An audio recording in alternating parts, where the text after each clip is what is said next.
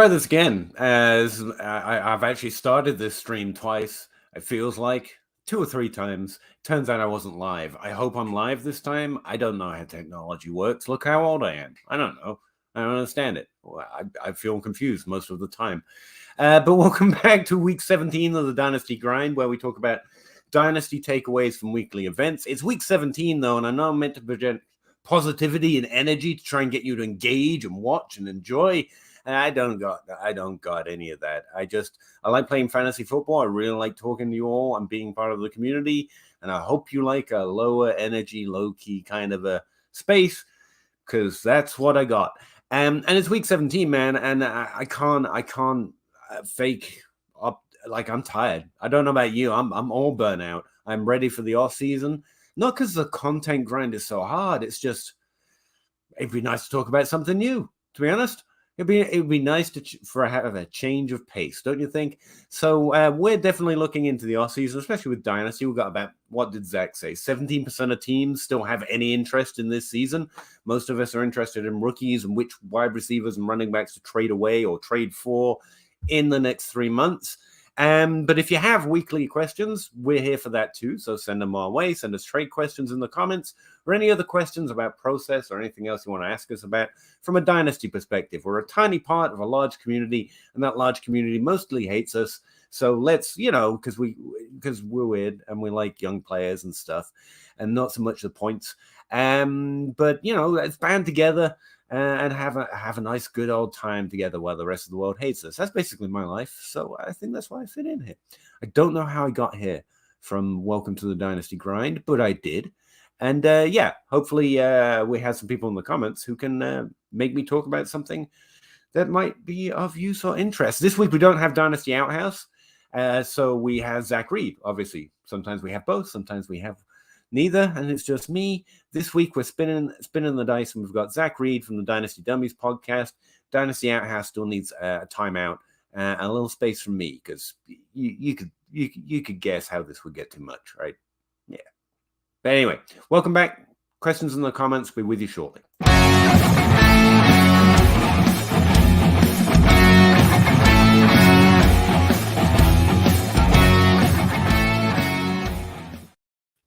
Hey, Zach. Hey, how's it going? Peter, you're never too much. You are always the perfect amount.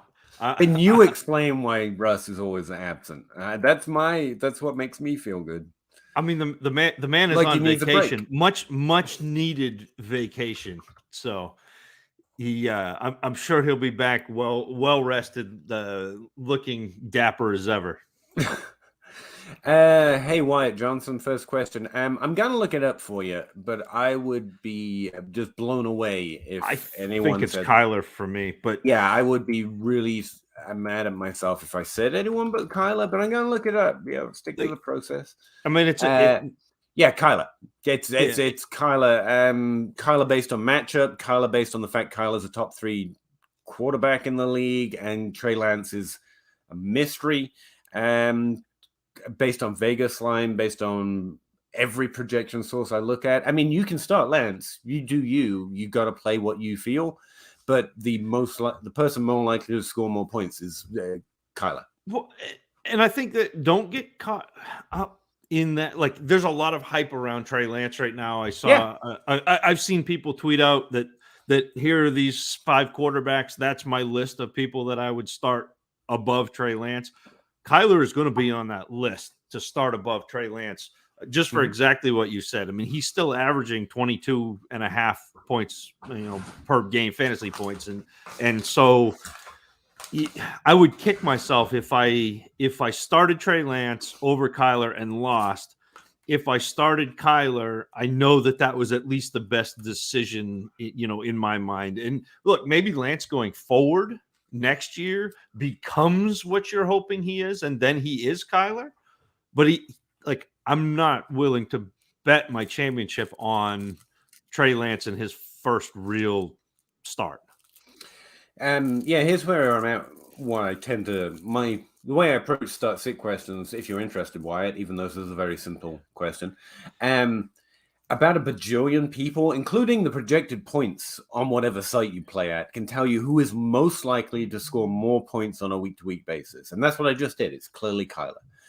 But the question is what Zach just asked. Who are you going to kick yourself the most for not starting if they were the ones that you should have started? That's really where it's at, because your feelings matter here. It's your damn championship. You watch football. You get to play who you want to play. But the answer for the first question, who is more likely to score more points, it's Kyler Murray. And that's who I would play, honestly. That's who I would choose, and so would Zach. But there's no wrong answer in Week 17. In my opinion. Well, maybe. No, but not in this case. Pat Coughlin. Who are some good ads for those in the off-season already? Yeah, me too, buddy.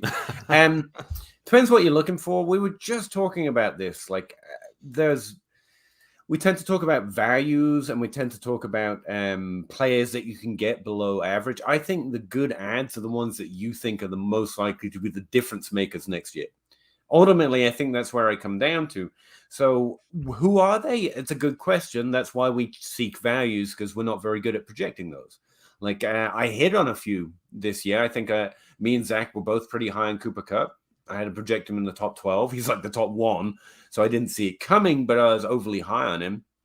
Deebo Samuel's been a difference maker, so has unpredictably a difference maker, and so on and so forth. But I only like them as values, so I wouldn't have named them in that upper echelon list this time last year. I would have mentioned them throughout the offseason, as I did, as players I like to add at their current value. So we're actually talking about that. Like, who is it best?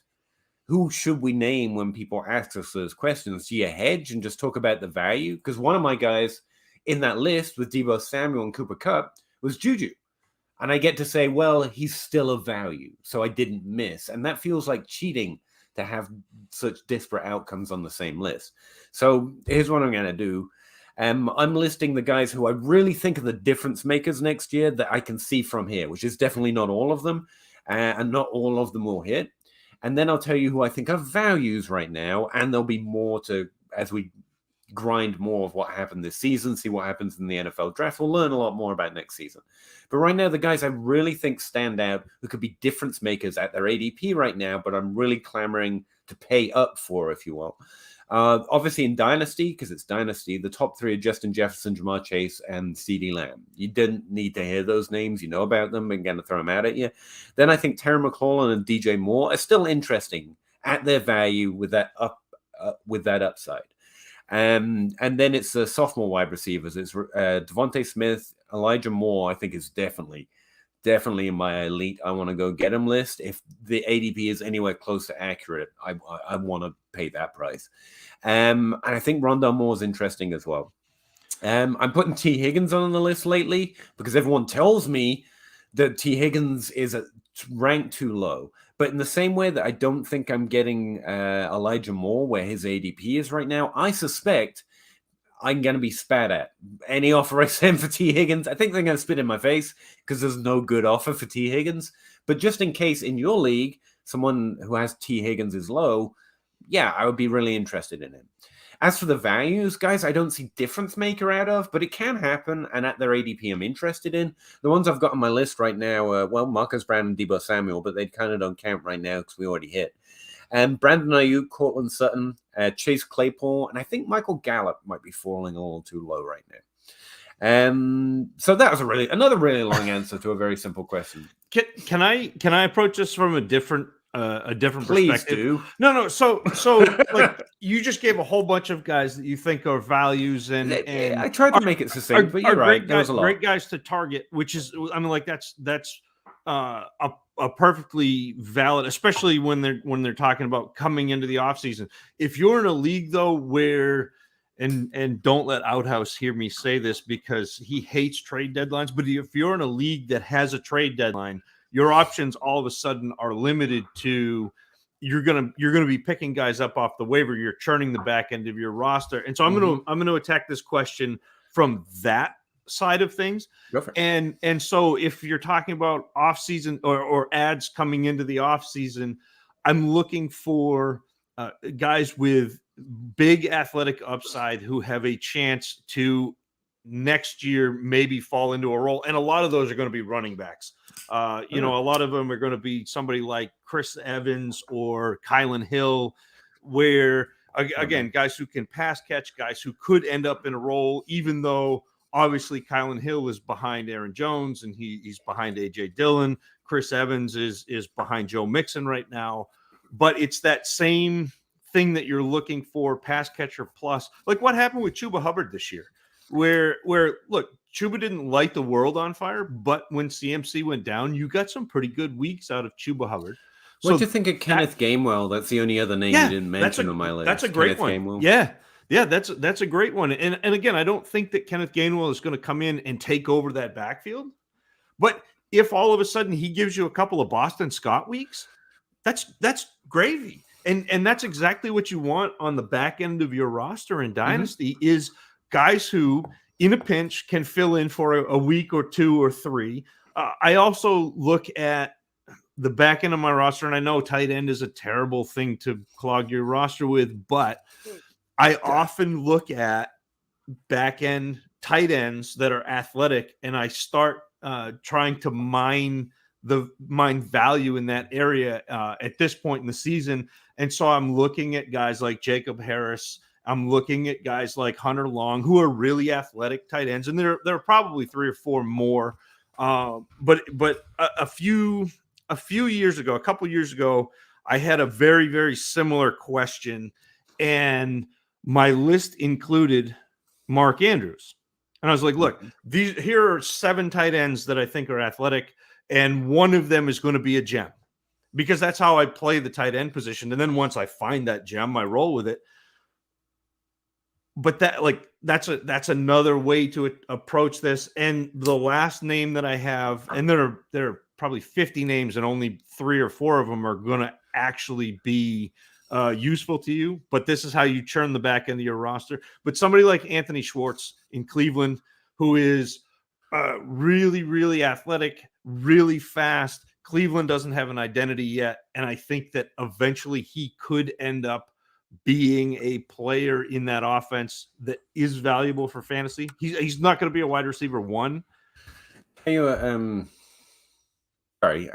just put Deontay Johnson on my list. I realize he's someone I really like at his value that I think, again, will have that top 12 upside. I move Rashad Bateman off it and onto a lower tier list. You're coming someone off, I want to ask you about. It's because everybody loves him, and you're coming off. I love the way your mind works. You're like, nope, I can't be in the crowd. I got to have my own guys. And I find myself constantly torn because, I want to be the highest in Rashad Bateman, and when it happens, I'll be like, "Remember when I was the highest in Rashad Bateman?" But I'm not gonna get it if everyone's willing to pay for it without. There are people who have players that have better signal right now, so they should be ranked higher. That's kind of how my mind works. And then I'm meant to like the guy that's lower, and you all won't get it right. So, but you're right. Tight ends are an interesting one. It's a good time. There's times of year, and I was just thinking about that when we were talking about it as well. Honestly, I want these guys, but I usually end up with this other list I've got, which is Team Old Guy. So you've got Michael Thomas, and AJ Brown was on it for a while, and I guess he's now got to come off it. I better take him off it as well because he put up 145 yards the other day, almost like he's still good.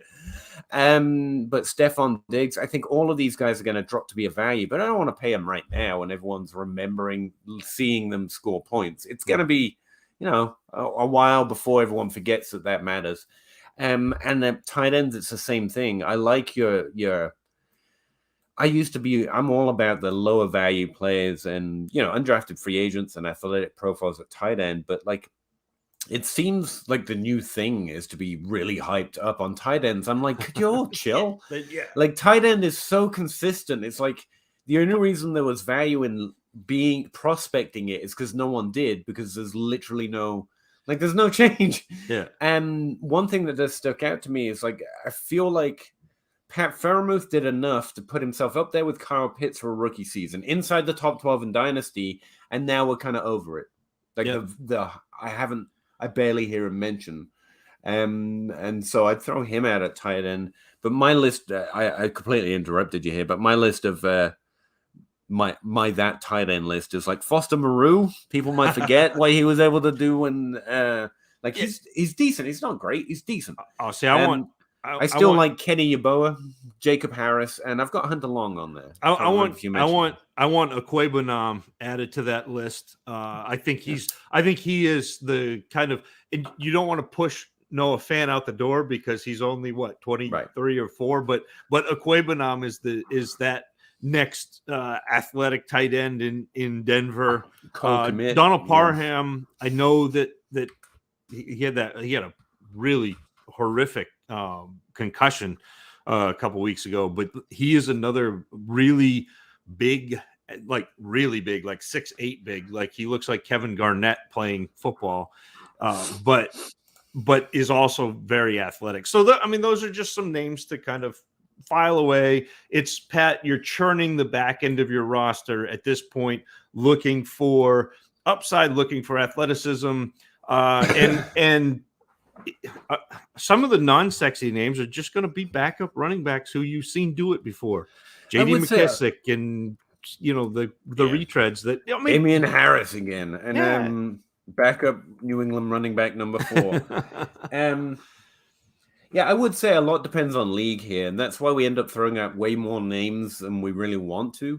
And it's because if T. Higgins is someone was willing to trade T. Higgins in your league right now, you should do that. Yeah. And it feels like if you don't mention it, people might skip over it. I see a trade down. Okay, we'll move on. Sorry, Pat. Oh no, I just saw Rondell Moore. I got excited. Kevin Crum says, you're always fantastic. I assume you're talking about Zach, and that is true. Jackson G, I traded 1.01, 1.02 Rondell Moore for Lamb. That's heavy. You got the 106 back with it. I don't hate it. If it's one quarterback, yeah, that's a hell of a trade. And I am as big a Rondell Moore fan as you will find, but getting CD Lamb and the 106 back is great. If it is a super flex, I know this is supposed to be a down class for quarterbacks, but those are still 2 quarterbacks that you traded in the 101 and the 102. And I would want more than CD Lamb for 2 quarterbacks. But having said that, the 106 would then also be worth more there. I would say, but right. I'm really interested to see what we do this offseason. And it is frustrating that Dynasty ADP updates monthly. So weekly would be better, because right now, all the rookies are moving up who did well. And that makes sense, except for Elijah Moore. But if Rondell Moore is above Elijah Moore, like everyone else is, I have to be out on Rondell Moore as well. Yeah. But I suspect his weird ass role would scare people off enough. I think I still like him. A lot of people see 1.6 yards for an ADOT, and they'll be like, no, we can't have that. But he's a different type of player. Type of wide receiver. I honestly think that's where I'm at on him. I think this is a heavy trade. Honestly, even in one quarterback, you think you're essentially trading away 3 firsts plus for 3 firsts, 4 firsts. So I think you win overall. But where that's a 101 and 102, it's tight. Yeah. But I'm trying to get CD Lamb, and that's kind of the trade I would have to do to get him. So I think it's fair. I'm all about getting the guys on top of my list. So hold on. This is the second part of that. I'm in the championship. Should I trade CEH in the 106 for Mixon? Yeah. Hang on. Pretty sure I'm checking Mixon starting this week. I think I have Mixon starting this week. Here's the thing. I don't know Mixon has lower expectation next year. Lower value for sure. Because he's old. But, and in that way, I think there's a little more upside in next year for Mixon anyway than some might think. I'm good with it if you really think it's going to help secure a win. Looking at your roster, well, and that's the thing. If it's going to put you over the hump, then that's a small price to pay. You get your league dues for however many the next 2 or 3 years paid. Mixon is in. I mean, we always talk about you want players in good offenses. The Bengals have a good offense all of a sudden. I mean, weird. You add Joe Burrow, you add T. Higgins, you add Jamar Chase, and all of a sudden Joe Mixon looks better because the offense. I would ask, is this your idea or is this the one you were sent? Because the 106 seems hefty to me. Yeah. Because Clyde Edwards-Helaire is significantly younger, Joe Mixon is Joe Mixon. So, like, I feels like it should be slightly less than the 106, but I would definitely do it if that's a trade you can get. That's the you're in the championship game, so you're paying the iron price offer right there. May well be. That's the one we talk about. If it's like a thing you're thinking about sending, I'd be okay adding 2 seconds instead of the first to see what they say. But if you have to go 6, I mean, yeah, I'd try and secure the win. Mariota and Trubisky. Well, I'm looking for his Colt last McCoy? I don't know. Long-term Dynasty stash, Mariota. Why not? I guess. I just always like the player better, but Trubisky's done better technically. But no, Mariota. What the hell, Mariota? In Superflex leagues, there were stashing, to be fair. Mike McNichols, outlook on RBs like Chubb, Eckler. Is now a good time to sell high? Yeah, in fact, always be selling running backs. It's been a great time to sell both. Even though both are great, clearly. If you can get... And so everything is what's the trade, right? Right now, they're top 12 dynasty running backs, and they're also top 12 redraft running backs. You better be getting a lot back for them. And if you can do that, you sell. Trade. Whatever. Joe Herbert, I picked up Keyshawn Vaughn off waivers. It sucks, doesn't it? Even when you're getting them off waivers, it feels like nasty. Yeah, I know that feeling. On Friday, and then Aaron spoke highly of him. Just a note to everyone, keep grinding. Yeah, keep grinding that waiver wire. Bruce Arians lies whenever he is breathing. He's a coach. But his coach speak is like coach speak for coach speak. It's so bad. Everyone's like, Ronald Jones. Bruce Arians said Ronald Jones is the guy this year. I'm like, he lies. The thing about Thurman and Keyshawn Vaughn is it would be very easy to set off like a value jump. Like good training practices, no running back drafted. We liked them a lot last year, and so I do tend to pick up those guys off the waiver wire in the hopes something happens where I can move them for a second. To be honest, those micro markets, I like it. Yeah. Kevin Crum, Superflex, Heineke or Wilson. I'm gonna guess Heineke because I doubt I would ever start Wilson. Well, and especially against Tampa, where their defense is pretty tough against. Not as tough against the pass. I guess they're pretty tough against the run. But everyone's excited about Wilson because he ran for 94 yards last week. Yeah, they're both about as soft as pass, really. It's Heineke. By about 10 spots. No one wants to start Zach Wilson. Again, that's just the who's more likely to score more points. Actually, I'm going to look that up. Who did you say they were against? Tampa? Yeah, Tampa is the Jets.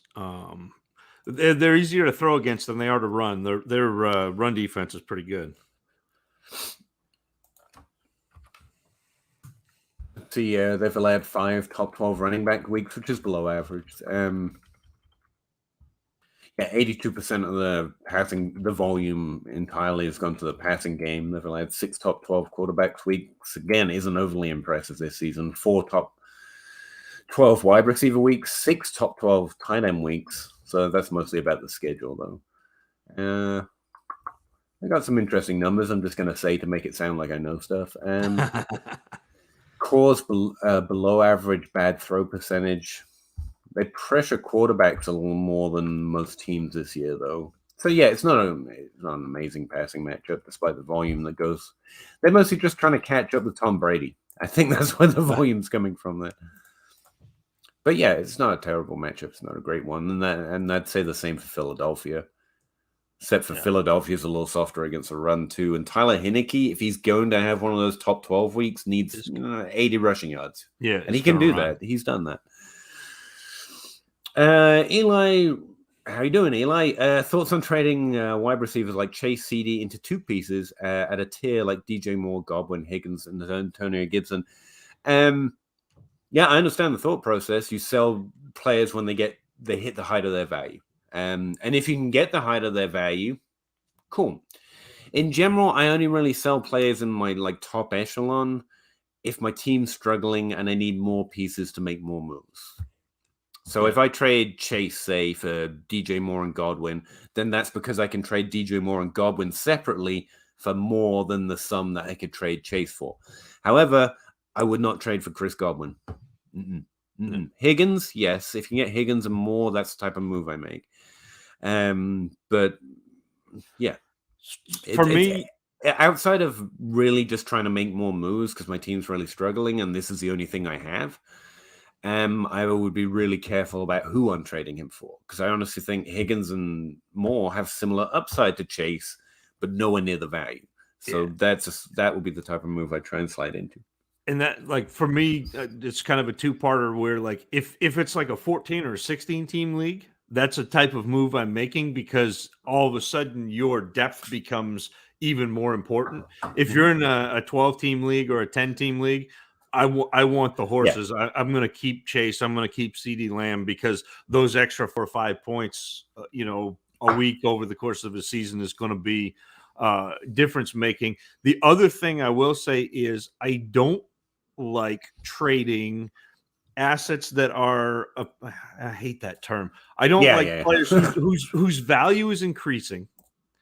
Trading increasing value for potentially decreasing value. And if you're looking at the pieces that you named, I think DJ Moore is probably decreasing value.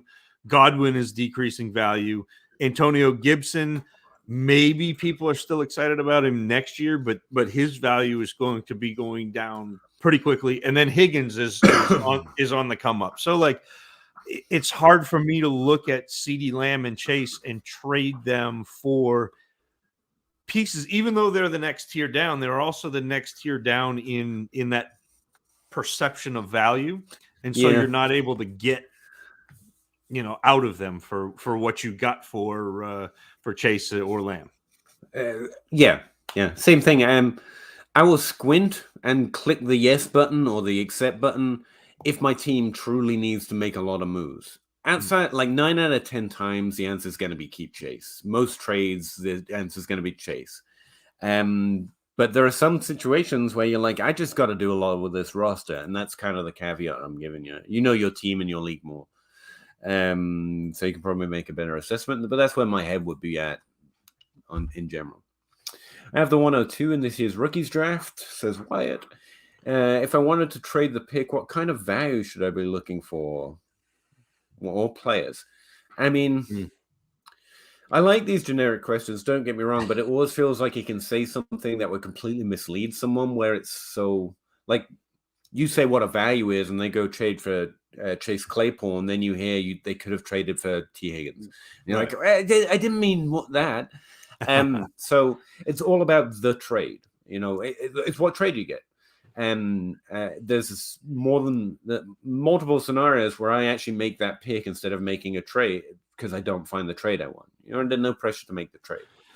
And what am I targeting outside the list I just read off for you? For the 102 in this year's draft, a little hard to assess without looking at this rookie class, but assuming it's one QB, there's at least going to be a running back in the top 2 this year, I think.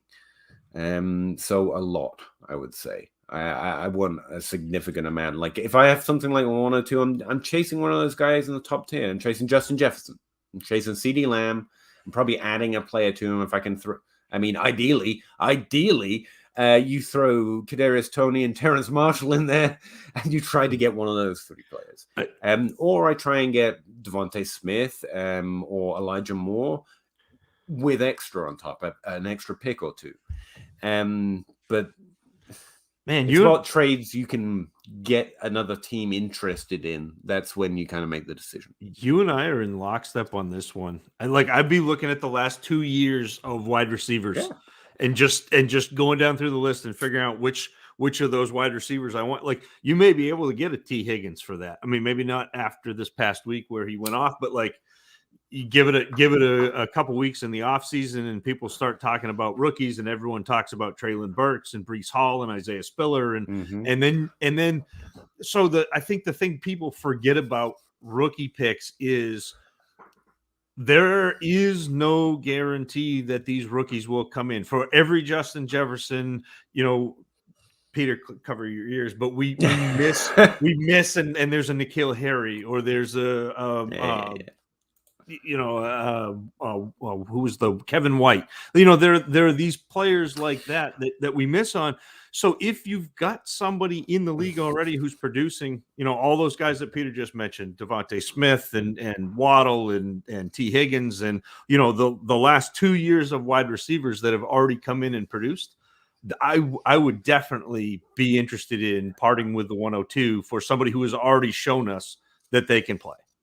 I will say I suffer some kind of fallacy, but I suffer from it a lot. And I was suffering from it this year, looking at this rookie class. I was like, after 2014, we got 3 shitty years where the best player you wanted wasn't in the top 5, right.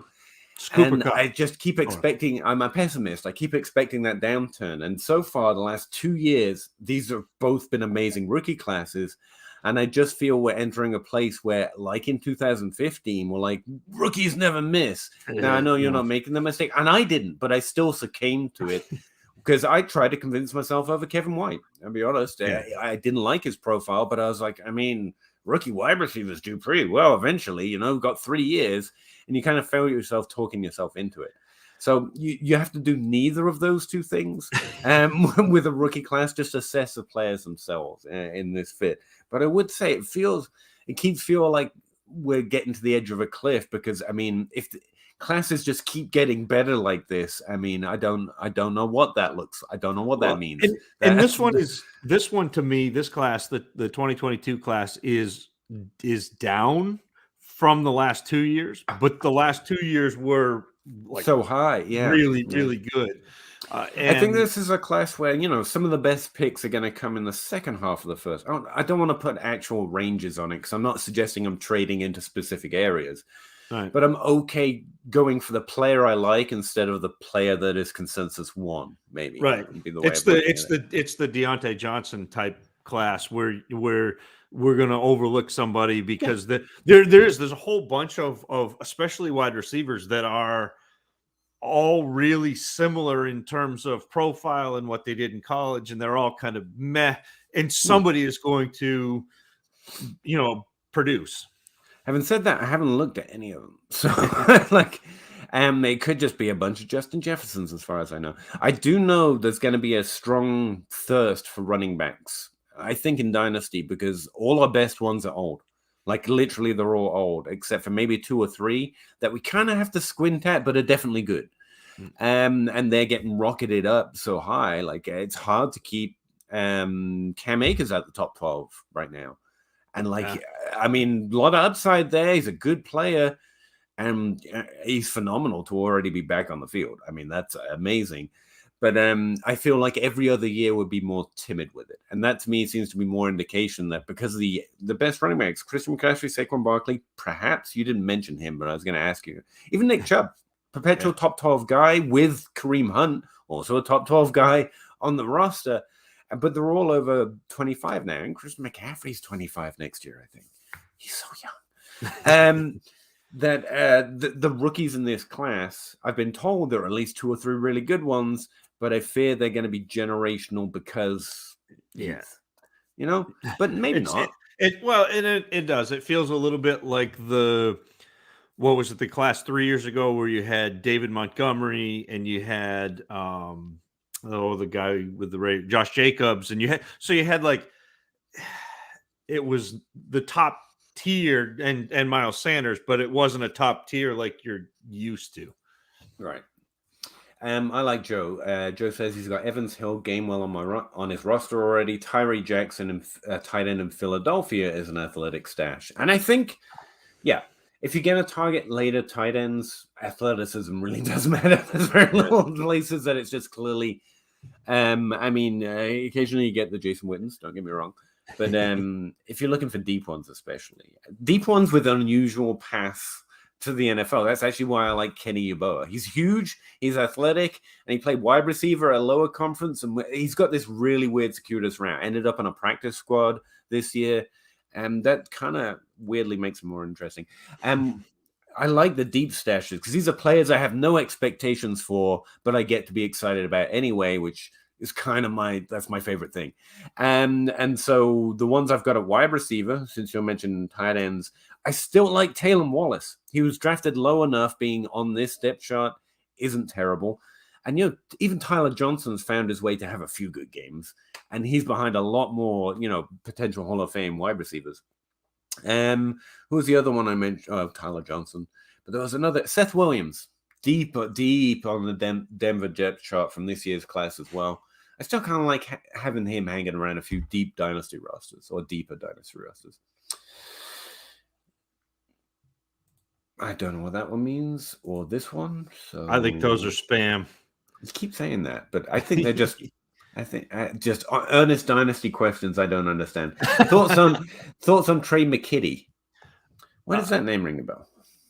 Tight end in Los Angeles with the Chargers.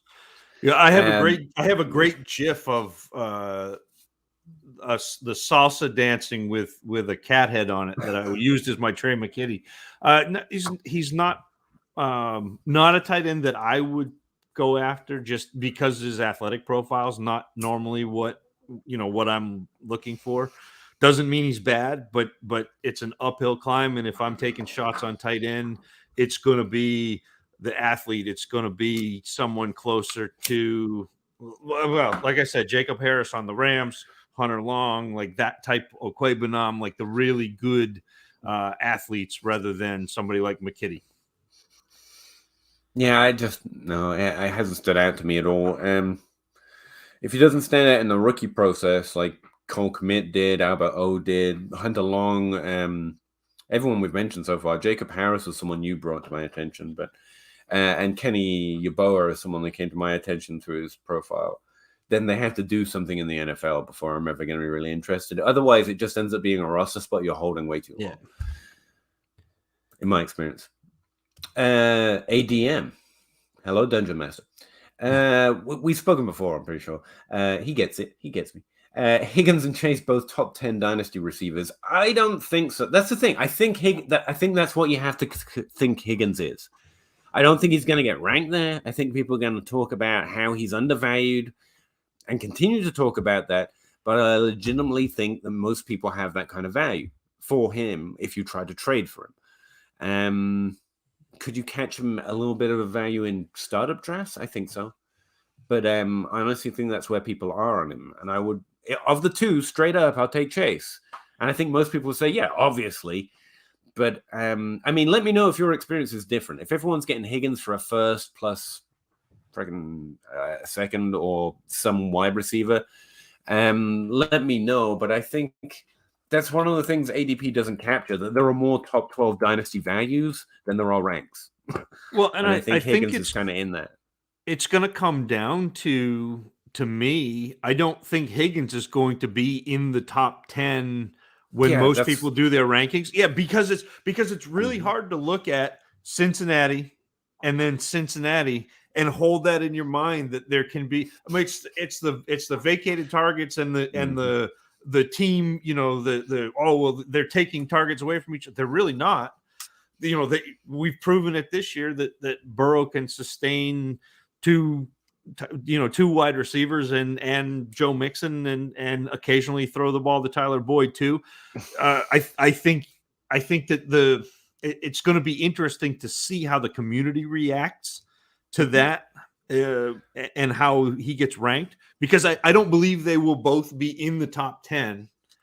No, I think his rank's going to be low. I think his value is going to be the same. Yeah, exactly. That's where I'm at. Yep. It's one of those little tricks, I think, of Dynasty content where you're like, Well, T. Higgins is ranked way too low. It's like, yeah, but have you tried trading for him? I mean, it's kind of like what we were talking about before we came on. I want to circle back if we run out of topics, if we run out of questions, circle back to that, like the cognitive dissonance of like of community value versus in personal value and ADP versus ranking and that sort of thing. But I've come to realize that's what when people say that wide receiver is deep, that's what they mean.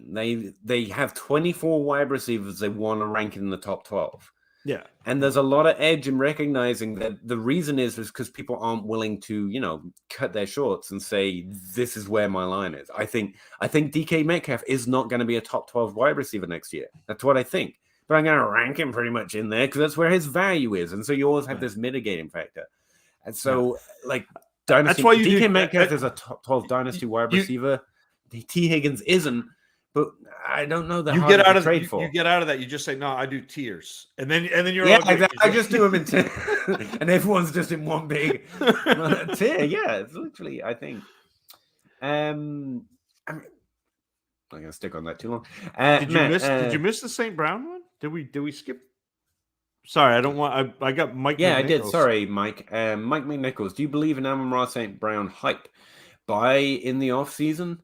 This is the exact same situation. Yeah, it is. Everyone's saying sell, so he's probably a pretty good buy. If he costs a second-round pick still, yeah, I'm all in. I think he's a guaranteed second-round pick hit, and so that's like a stupid value line. He's a second-round pick plus, and that plus is probably not going to come in terms of other picks. And so it's going to be about what that specific trade looks like. If I have to add Irv Smith, if I have to add someone I actually like, probably not. So he's someone I'm definitely playing the waiting game on because everyone's saying sell, but I don't have a good sense of if he's a buy yet. Does that make sense? Here's what I'd say. I think Amon-Ra St. Brown is Michael Gallup. He's Donald Mooney. He's definitely good. Yeah. He's above average. He'll be good in the league.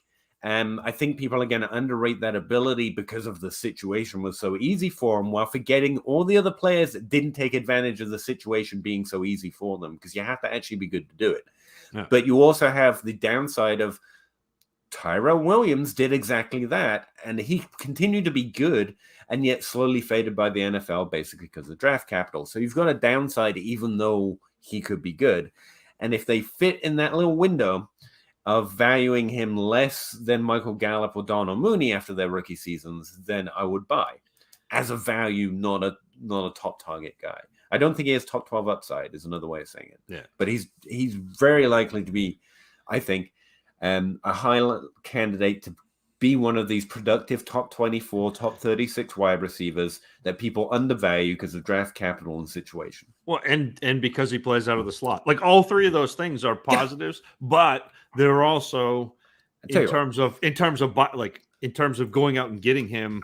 I don't want to pay it first because I think you can get more upside in the first round than Amon-Ra St. Brown.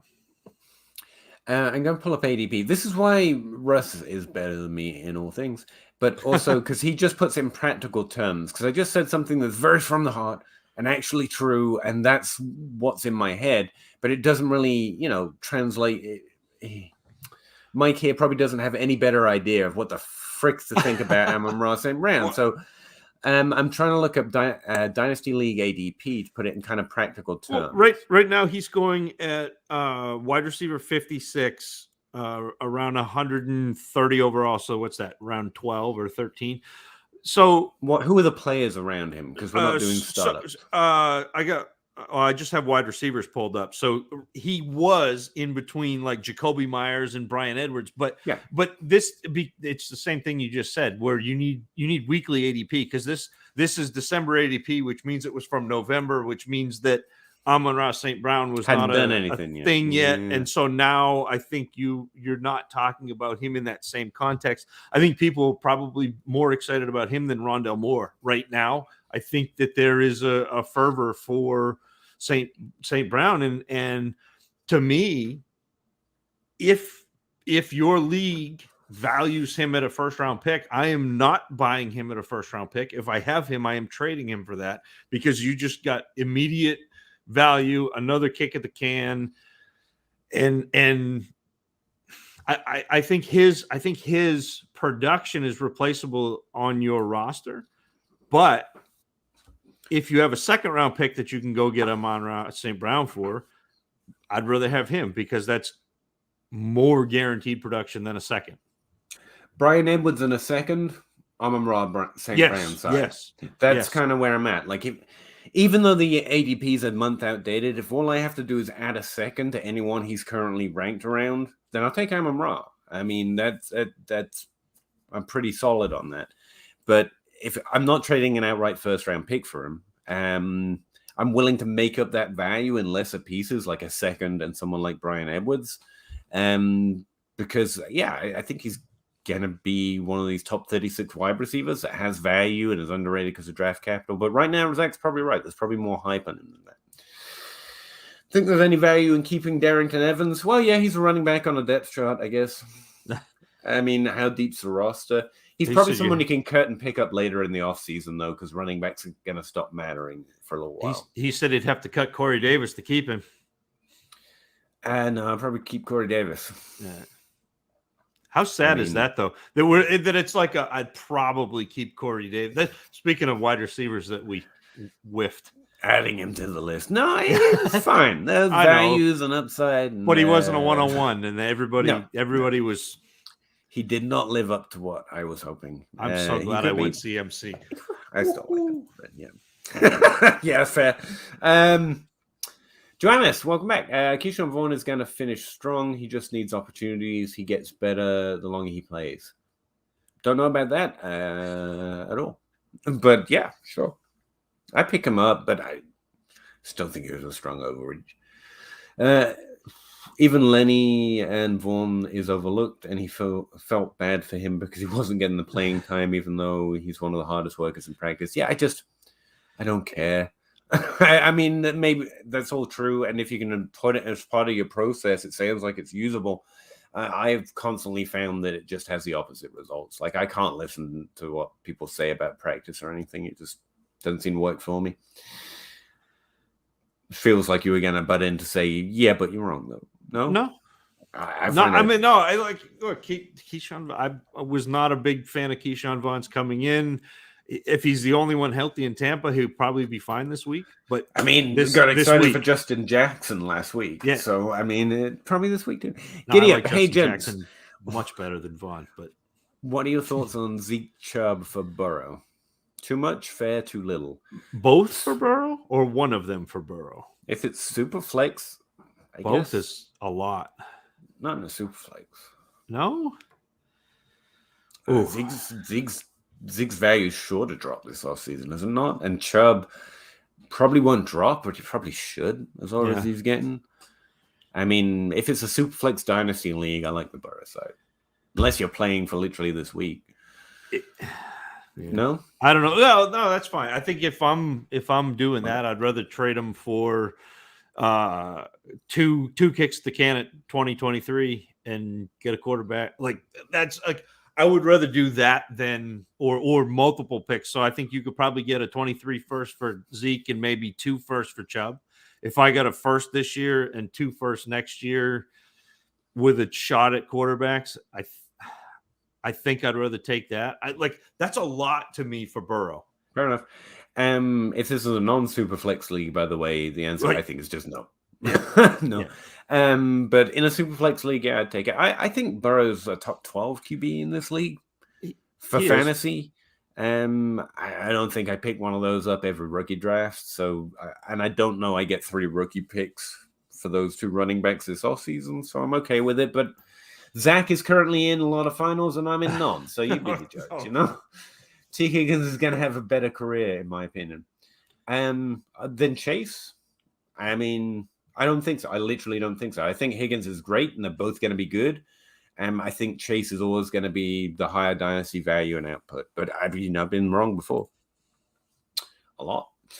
Robert Holland, 2023 draft is where it's all loaded in every position. Yeah. See, I was hearing that last season, so I've been surprised that people have been as high on the 2022 class as they have, because I really thought this was going to be everyone hates this class or a lot of value lying here, because everyone wants next year.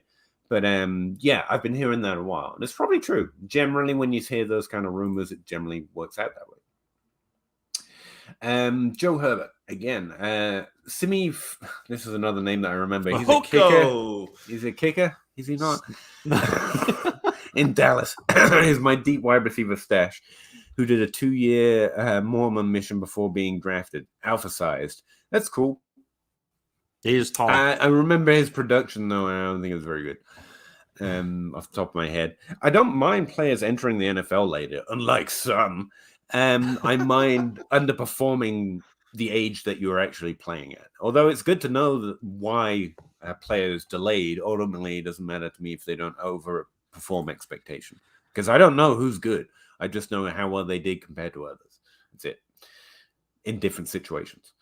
Joannis, choose one. Traylon Burks? No, I don't know who that is. Picked in late first, KC or Breece Hill early second. I think I'm taking Hall. I'm taking the running back, but that's how I play rookie drafts. Where if I'm breaking ties, and I have them similarly ranked. I have Breece Hall as my one running back. Burks is my one wide receiver. I'm going to break ties toward running back because I can generally draft running backs in rookie drafts. Use them for a year or two, and then trade them for young wide receivers. So I think in 2 years I could probably trade Breece Hall plus if he does what I think he is going to do, and get that young receiver, and just be able to keep on rolling. But that's how I play. And it doesn't. And if Burks was ranked a lot higher than Hall, then yeah, I'll go wide receiver, but I'm breaking ties toward that running back. Where I'm suspecting I'm going to be shy of wide receivers in this class. That makes sense. Overall. We tend to be a little more consistent with our running back ranks as well. So if both are ranked 1 at the position or close to it, could be a little more sure of the running back. Tim Shady, championship game. Which 2 running backs am I playing? Saquon, Gordon, Penny, Scott, and Akers. I mean... What year is 2021 really? Rashad Penny or Saquon Barkley. I told Jake years ago this was going to be a thing, and he was like, "Nah, Rashad Penny sucks."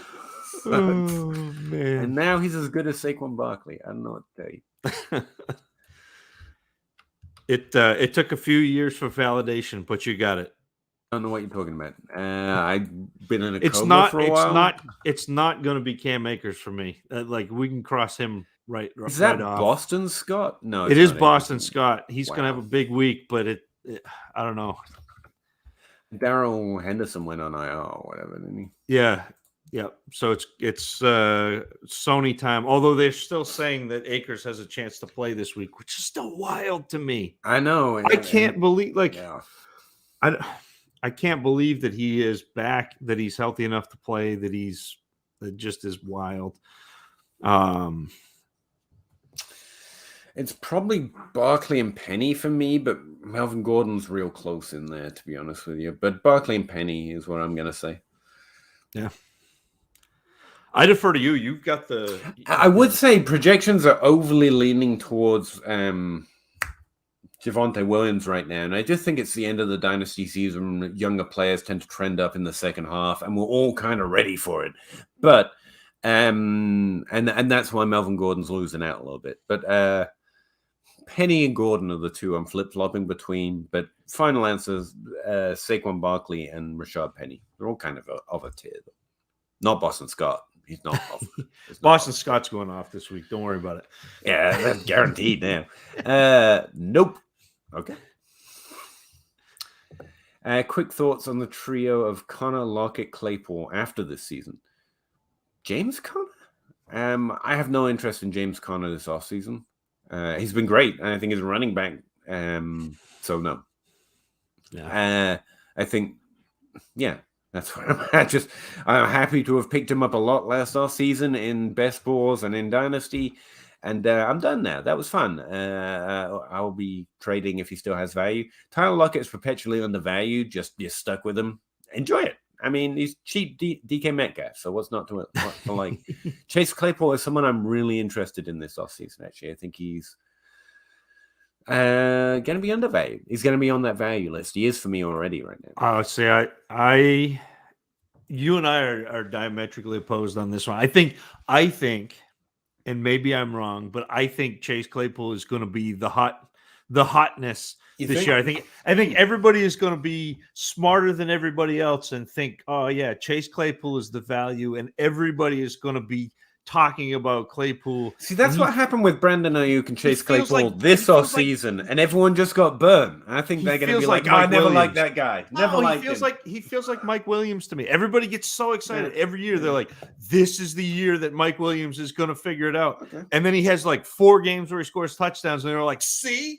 And then all of a sudden they're like, he doesn't score touchdowns anymore, and everyone's like, Mike Williams sucks. And the next year they're gonna be like, this is the year Mike Williams is back. It's the Claypool is in that same kind of loop. We're stuck in a time loop. That's fair. It's not terrible. Based on ADP, somewhere between Keenan Allen and Jerry Jeudy, which would be higher than I would expect. I'd probably prefer both over Chase Claypool. And he's going higher than that. He will. Yeah. He'll go higher than that. He is above Michael Pittman, which I'm fine with. But I would expect some kind of pick with Pittman to get Claypool, or pick with Claypool to get Pittman, and I would want the Chase Claypool side. So right now he's ranked a little high for me. He's above Marcus Brown, so fuck him, frankly. No, I'm on the Claypool side. As long as he's below Marcus Brown in value. He's ranked above Rashad Bateman right now. ADP is real weird right now. Remember, it's a month outdated. I'm telling you, look, Brandon Ayuk is ranked below all those players, and he's already risen because everybody is the smartest analyst alive, and Chase Claypool is their sleeper for next year already. Okay, then forget it. No, just trade him away. Actually, no, that's a good opportunity. I would be interested in him to trade him off when that happens. So if it's already happening, do it. Wait though until Pittsburgh gets a quarterback, because that'll be like, like Roethlisberger will be out. Pittsburgh will have a new quarterback. Everybody will be talking about how Claypool is now going to be resurrected, and it'll be great. And they won't mention the fact that, half of his touchdowns have been on end arounds from the 5. He is so big and thick. Yeah, right now, both him and Ayuk, who I think I will like his values, but Russ says I'm wrong. Zach says I'm wrong. But right now, they're ranked ahead of Amari Cooper. Yeah. So, and Elijah Moore. No. Peter, I'm telling you, this is... I would trade both for Elijah Moore plus, easily. Yeah. Good vibes. Back to you, Joannes. Appreciate it. Brees to Miami would make him 101. Yeah, I really think that's going to happen with this rookie class as well. It's going to be running back heavy. And that's probably fine. Stash Palmer... That guy, Jordan Vaughn, trade for Knox, Dillon, Higgins. I really think if you can trade for Higgins, sure, do it. But I think value is going to be a hard word to put on the trade it would take to get it done. And not interested in AJ Dillon, don't care. Dawson Knox, I feel like I would. Maybe my valuation is just off. He's like got more touchdowns than anyone else in the world.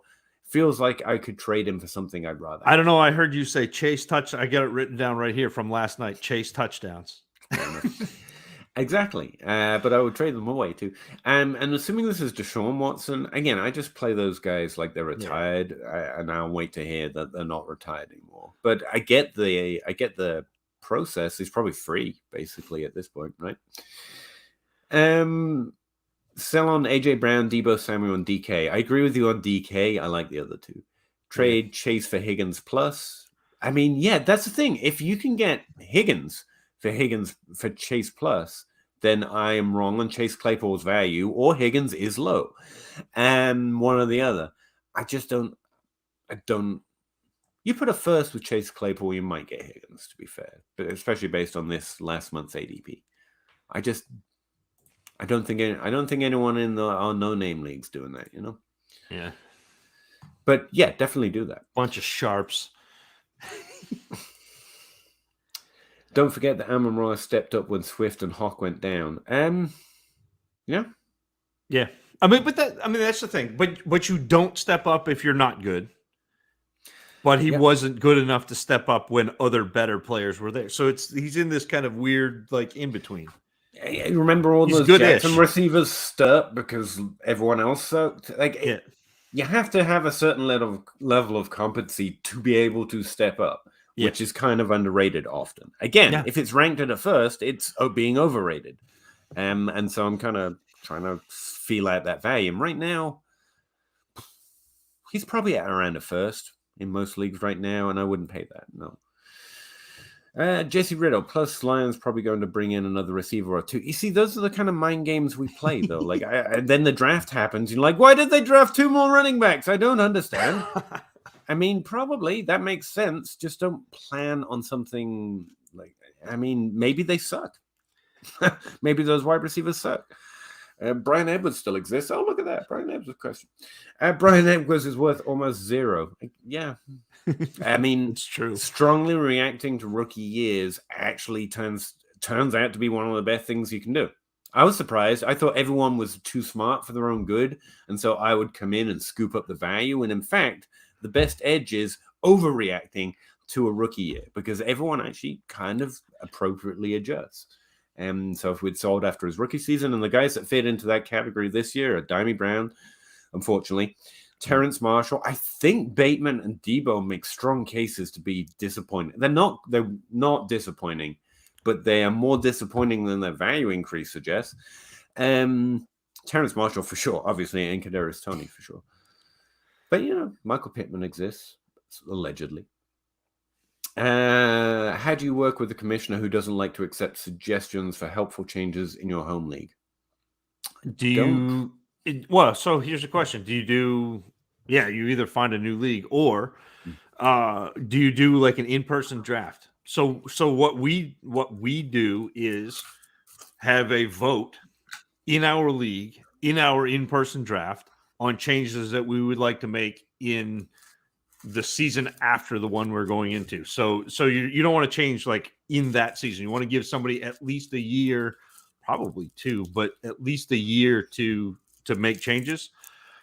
But get your league together and vote on things. Like, that's how we approach it. Where and if the commissioner is not a good league should have some sort of system set up where we can change things. It's not a yes or no veto. It's a democracy. Yeah. I mean, that power exists because the commissioner has to have that power. Essentially, when there's collusion or he or she best has to interest of the league clause. Yeah. But ultimately, the commissioner can't just like literally stunt block any change and then find a new league. Honestly, I don't, unless this is a league with all your friends, I'd just be out. I like Johannes's answer. The group fires the commissioner. Yeah. Better than finding a new league, find a new commissioner. I don't hate it if everyone in the group feels that way. And that's okay. It's not different commissioners for different folks, I'm not even necessarily shaming the commissioner, but if it's not working, something needs to change. I've honestly, if I'm not enjoying playing in a league, and if that was a reason, I just respectfully set up my team so it's in good shape for someone else, and I leave. Yeah, and if don't enjoy it, I leave. And that's actually a good kind of bridge topic real quick is at this point in the year, if you're looking at leagues and you're not enjoying them, go now to your commissioner and say, hey, I'm not going to be in the league next year. I appreciate everything you've done. I've had fun, but I'm not going to be able to make this commitment next year. And do it now. Be like, don't be negative about it, but do it. And the commissioner will appreciate it. They'll figure out another, somebody to take your spot. Don't wait until 2 weeks before next season. Like just rip the Band-Aid off. It's fine. There should be no hard feelings. No, especially if you do it now. This is the most time you can give them to get ready for it. If you've traded picks, pay for the next year's dues, whatever's in your rules, but that's honestly just something I do anyway. Yep. And just because you want to set it up for the next person who's going to come in and try and take over it. Even though I'm leaving, I don't want my team to fail, So, That's a pretty good note for this time of year. Too soon for Akers to start for me in most situations. Yeah, I'm fascinated to see when he gets back on the football field. As long as he's healthy and it's a good time for him to do. I don't want him to cock up his other potential, but yeah, it's really impressive to see him back. I genuinely hope that it's just for his pension. I mean, that's a strong statement by a team, both to the player and to the league, that look, he's a running back, but they're people too. You know, they have careers and pensions, and we have to do right by him. And I honestly hope that was the main motivation. Then they might have to play him this week. But, you know, whatever. Recruiting edits. Yeah. Start 2. Amon-Ra, Terry, CPAC. Personally leaning towards benching Terry. Yeah, Terry can disappear any week. That's the unfortunate part of his game this year. Yeah, I think Amon-Ra St. Brown is definitely in your lineup this week. And then it's a kind of a combination of what do you think about Cordell Patterson's usage lately, or McLaurin? Yeah, I think it's Amon-Ra St. Brown and Patterson. Close. Yeah, that stinks. Yeah, Patterson's usage has dragged him down to where it's close enough, but yeah, it's Amon-Ra and Patterson for me right now. Going up against Buffalo, which is a nuts pass defense by the look of it. Yeah. But it doesn't matter with CPAC, to be fair, as long as he does everything. He's got that other side of the game, and if you get return yardage, that would be an edge to definitely push it over towards Patterson for me. If Howard is out, with Sanders already out.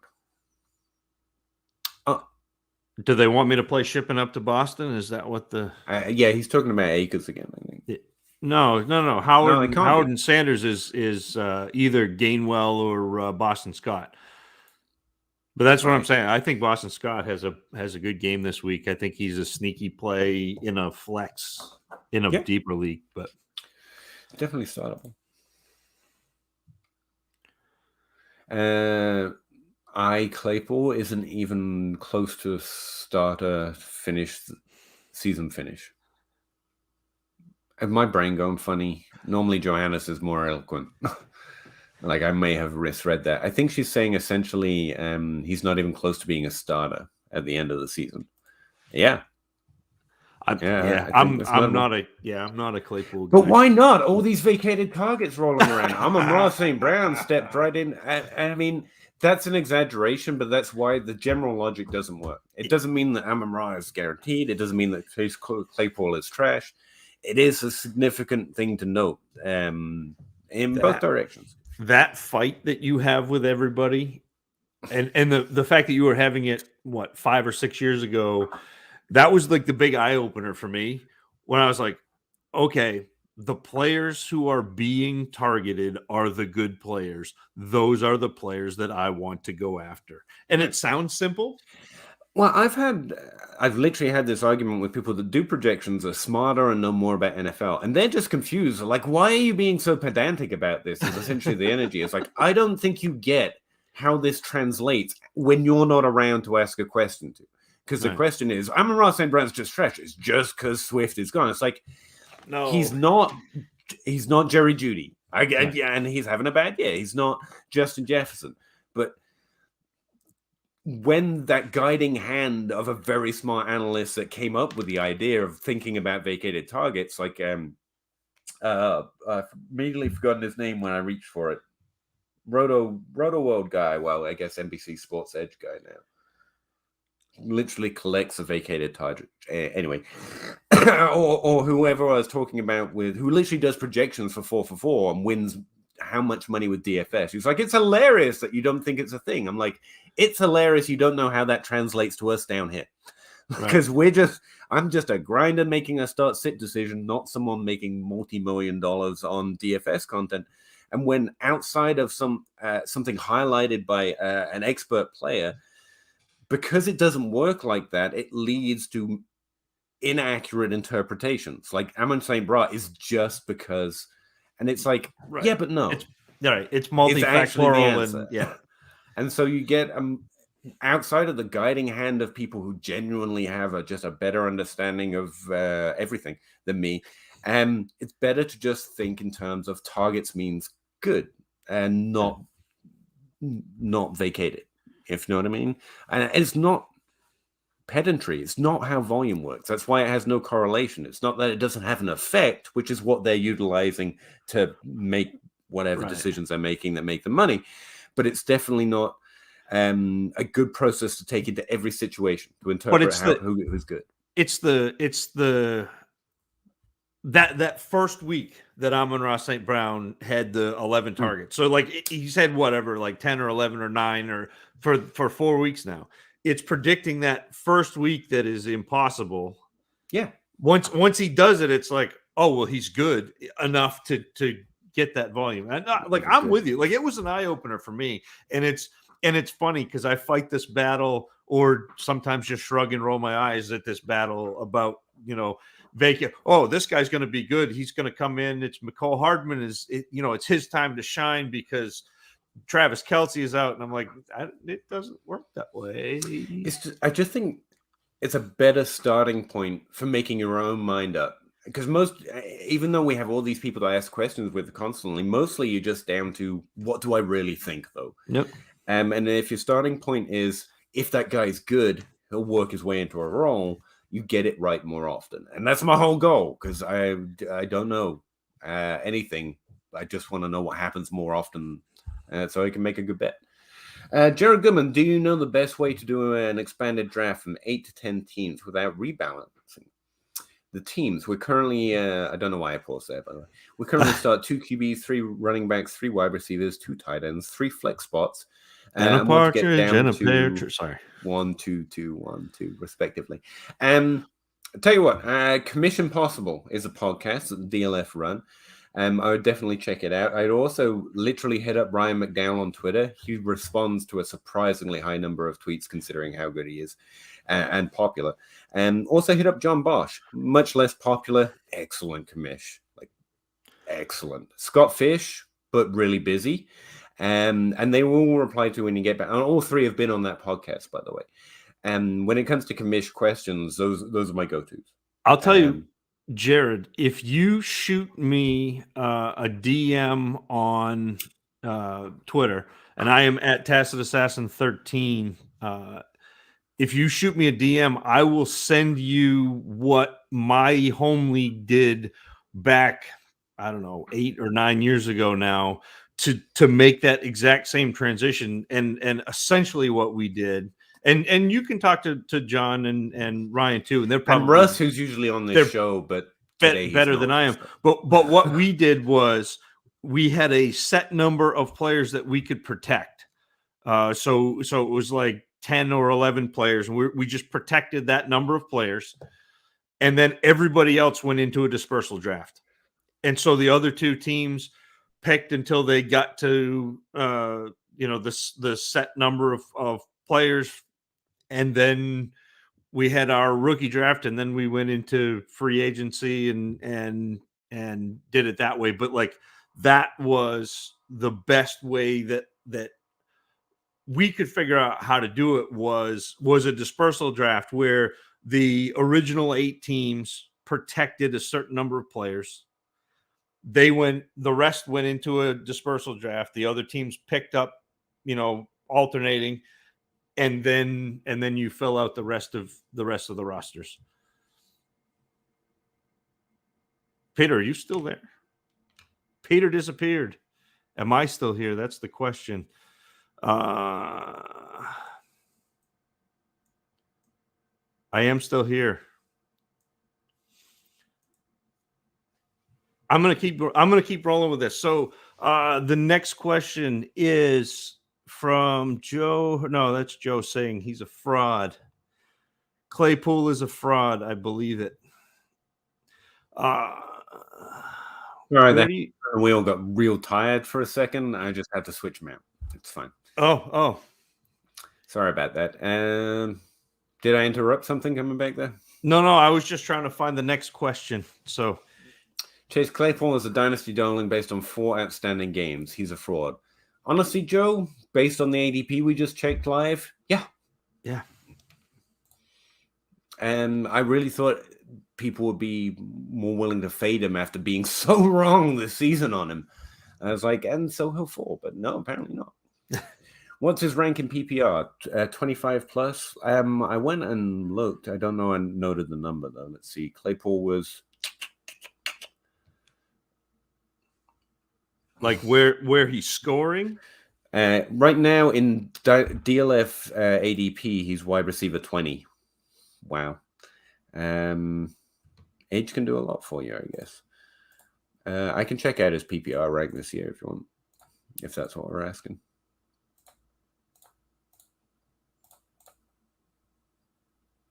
Am I frozen again? No. Oh, good. Thank God. I was like, no, I don't only have so many hamsters, you know? Claypool's, I mean, yeah, when's the last time he scored? He's 39 in overall, and he's averaging 7.2 points per game. That's standard. Oh, let me PPR. Who plays standard anymore? Yeah, he's 38 overall I have, and points per game he's 45th. That's just based on my stuff, so that's PPR scoring too. DJ Chark got the Lawrence bump. Yes, he did. I'm not going to mention that I have forever been telling everyone to sell DJ Chark the same way I told everyone to sell Nicole Hardman. And I mean, some POs just stick out, okay? I thought it was the DJ Chark, the song bump. But that was Lawrence. It was I thought it was, yeah. Might have been it. Where do you have Waller ranked heading into the next season? I feel like I should be selling him ASAP. At this point, I don't know much can happen to push his value down. No, I'd hang on to him. At the very least, you have a top 10 tight end if he's healthy, possibly a top 5. And if he does come back healthy and scores and you want to trade him next season, go for it. But don't trade him now. Don't trade him now.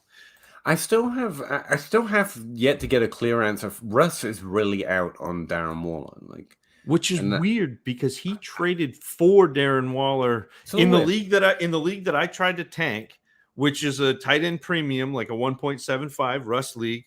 Mm-hmm. I traded him Darren Waller for Amari Cooper because he was making a push, and then Waller got hurt, and my tanking team is in the championship this week. Russ does not forget being burnt, I guess. That's what fear of Russ scorned. I have him as a tight end 6. Yeah. Super flex rank, like 59th overall, which is pretty high for a tight end, to be honest with you. Relatively. Well, but he's got that big Hunter Renfrow upside, you know. Yeah, exactly. He could be as good as Hunter Renfrow one day. But yeah, that's where I'm at. And I definitely wouldn't. I don't think you have to sell right now. I think honestly, I'd be more into holding. Tim Shady, thanks guys, love the show. Thanks, Tim, appreciate it. Chevenini? Did I get even closer? No, Jamar Chase for Higgins plus, isn't it? Yeah, yeah. I guess it's what that plus is. For me, there is a tier difference there. Jamar Chase is a different tier to me. But again, I've read value wrong twice. Claypool on this very show, so maybe I'm wrong. But I think I think you're right. Chase is gonna get the Mahomes 3. treatment. Yeah, even when their production is similar, Jamar Chase is Jamar Chase. He's a recently drafted younger rookie that's easier to poster as the alpha. See, there you go with it, and that's alpha. What it is. And so it's not that I dislike. Again, I don't really evaluate who's better or worse. Just I think Chase is perpetually going to have more value than Higgins, and so if that plus equals that value difference, I'm in because I love Higgins. I think he's great. What is that plus? Easily a first round pick. David, how you doing? Thoughts on Tua and Superflex? I continue to just be on buy Tua. Yeah. I mean, I've never seen him be bad. I've just seen Miami be bad. Talking about Tua. That's it. For the same reason that you should be buying in on Jalen Waddle, even though he has a 6.7 yard ADOT, That's the same reason you should be buying in on Tua, because you haven't seen them with an offensive line that gives them long enough to attack vertically. So, and yet both have been good. Yeah, Tua needed somebody, Jalen Waddle, to come in and get open close to the line of scrimmage and get his pop time, his time from the snap to the time he throws it down near 2.5 seconds, which is where it is this year. Waddle is that guy, but eventually Miami, should fix their offensive line, and when that happens, that rising tide lifts all ships. You're going to see Tua be better. You're going to see Waddle be able to attack down the field more, which he can do. You saw both of them do that at Alabama. Tua is a buy for me. Yeah. Especially in Superflex, where that, even if he's just a quarterback, still startable. I'll take it. Cry. Sell. Because here's the thing, ETN will get healthy. He will practice, and there will be videos of him practicing. So even though I like James Robinson a lot, I think he will win that job again. I think the values will be opposite for at least a significant part of this offseason. So if I sell him now, there's a chance I could get him back if I really wanted him back by the time the season starts, or as the season starts for that matter. Because I don't know ETN is bad. I just know James Robinson is good. Yeah. And I think the value will go in the opposite direction. So, I mean, I'm not selling for a third or a second, but if I can get a good trade for James Robinson, and good meaning first value, even though you probably won't get a first-round pick for him, you add him to a first to go get one of those elite wide receivers, or those wide receivers that you really like, then it's sell time for James Robinson.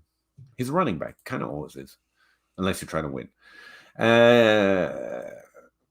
I read it wrong. I read one of the earlier ones wrong. I think that's what he was saying. When I was saying Chase Claypool and a first for Higgins, he was, I think I read one wrong earlier.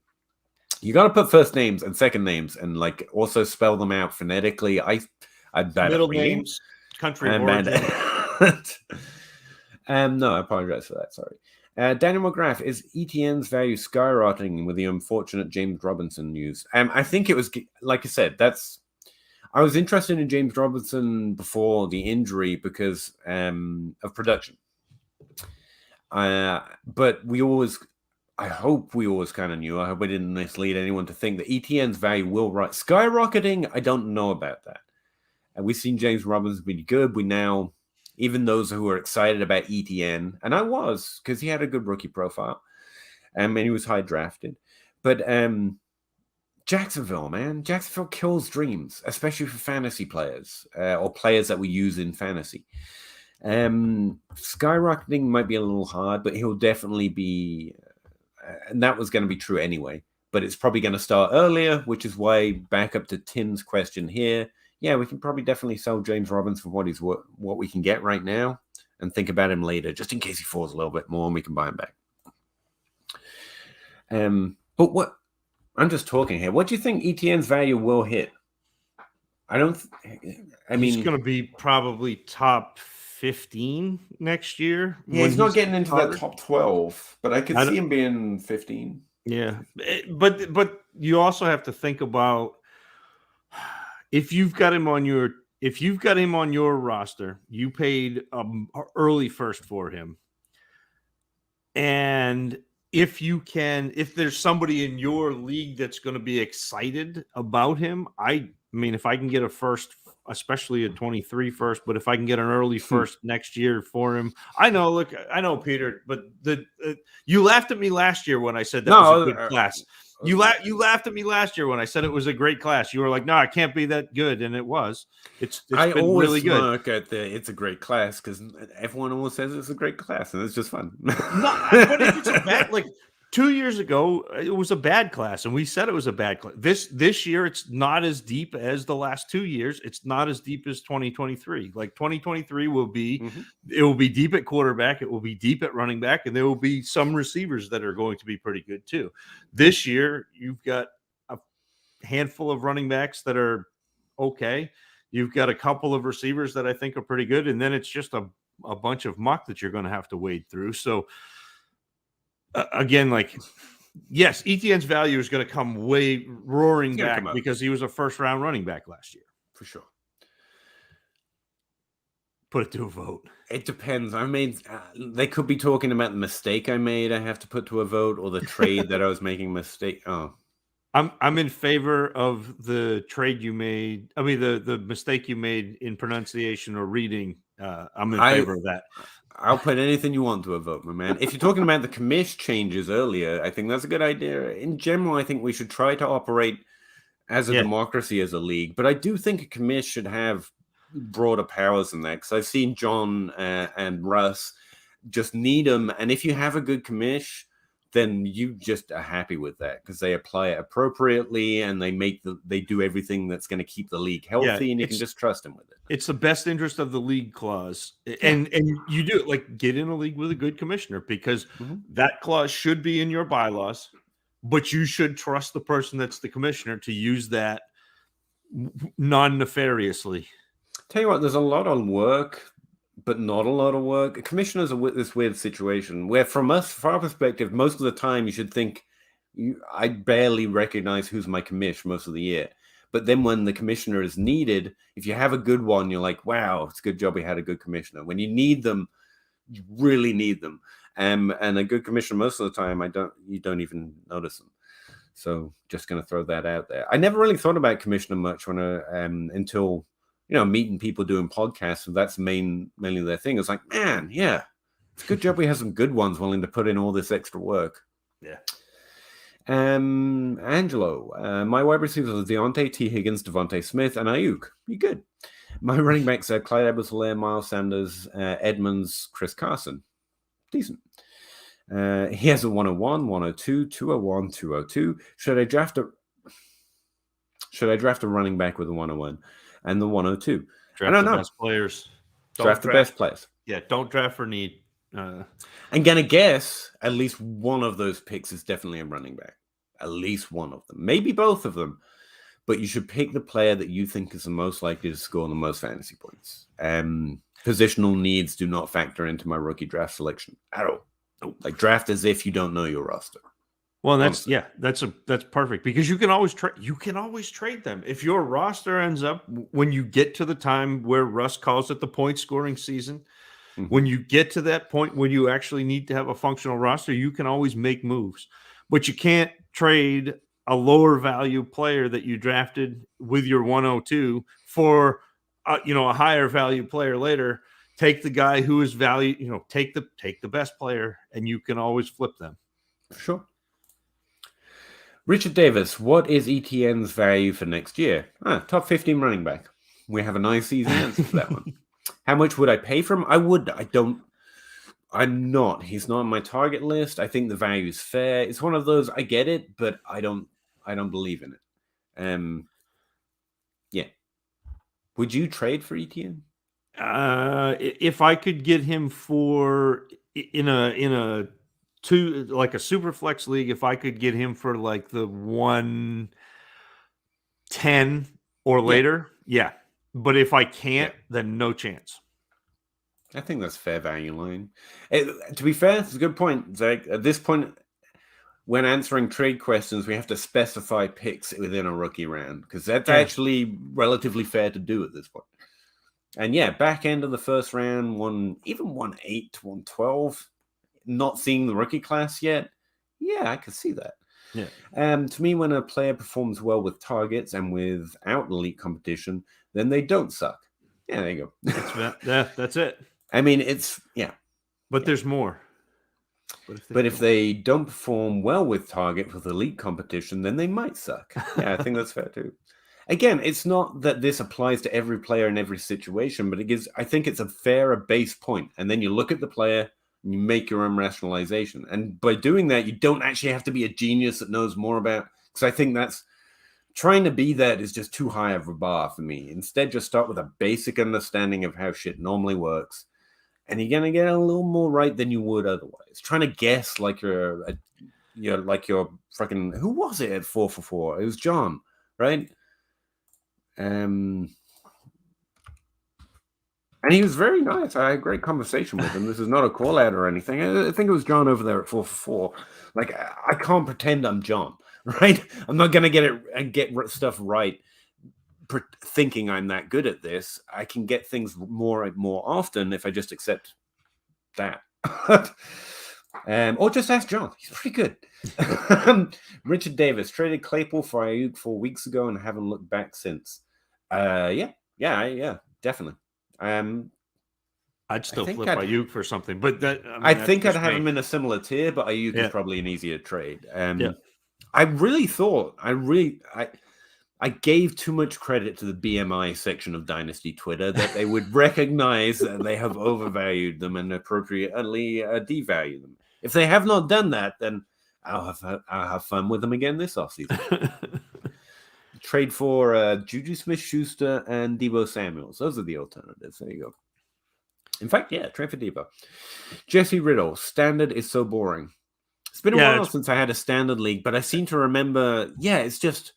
Well, it's literally just touchdowns. It's really frustrating when you're like, I can't get points off of any of this. It's just that was because the default when I looked up the scoring was standard, and I had to scurry around to find PPR.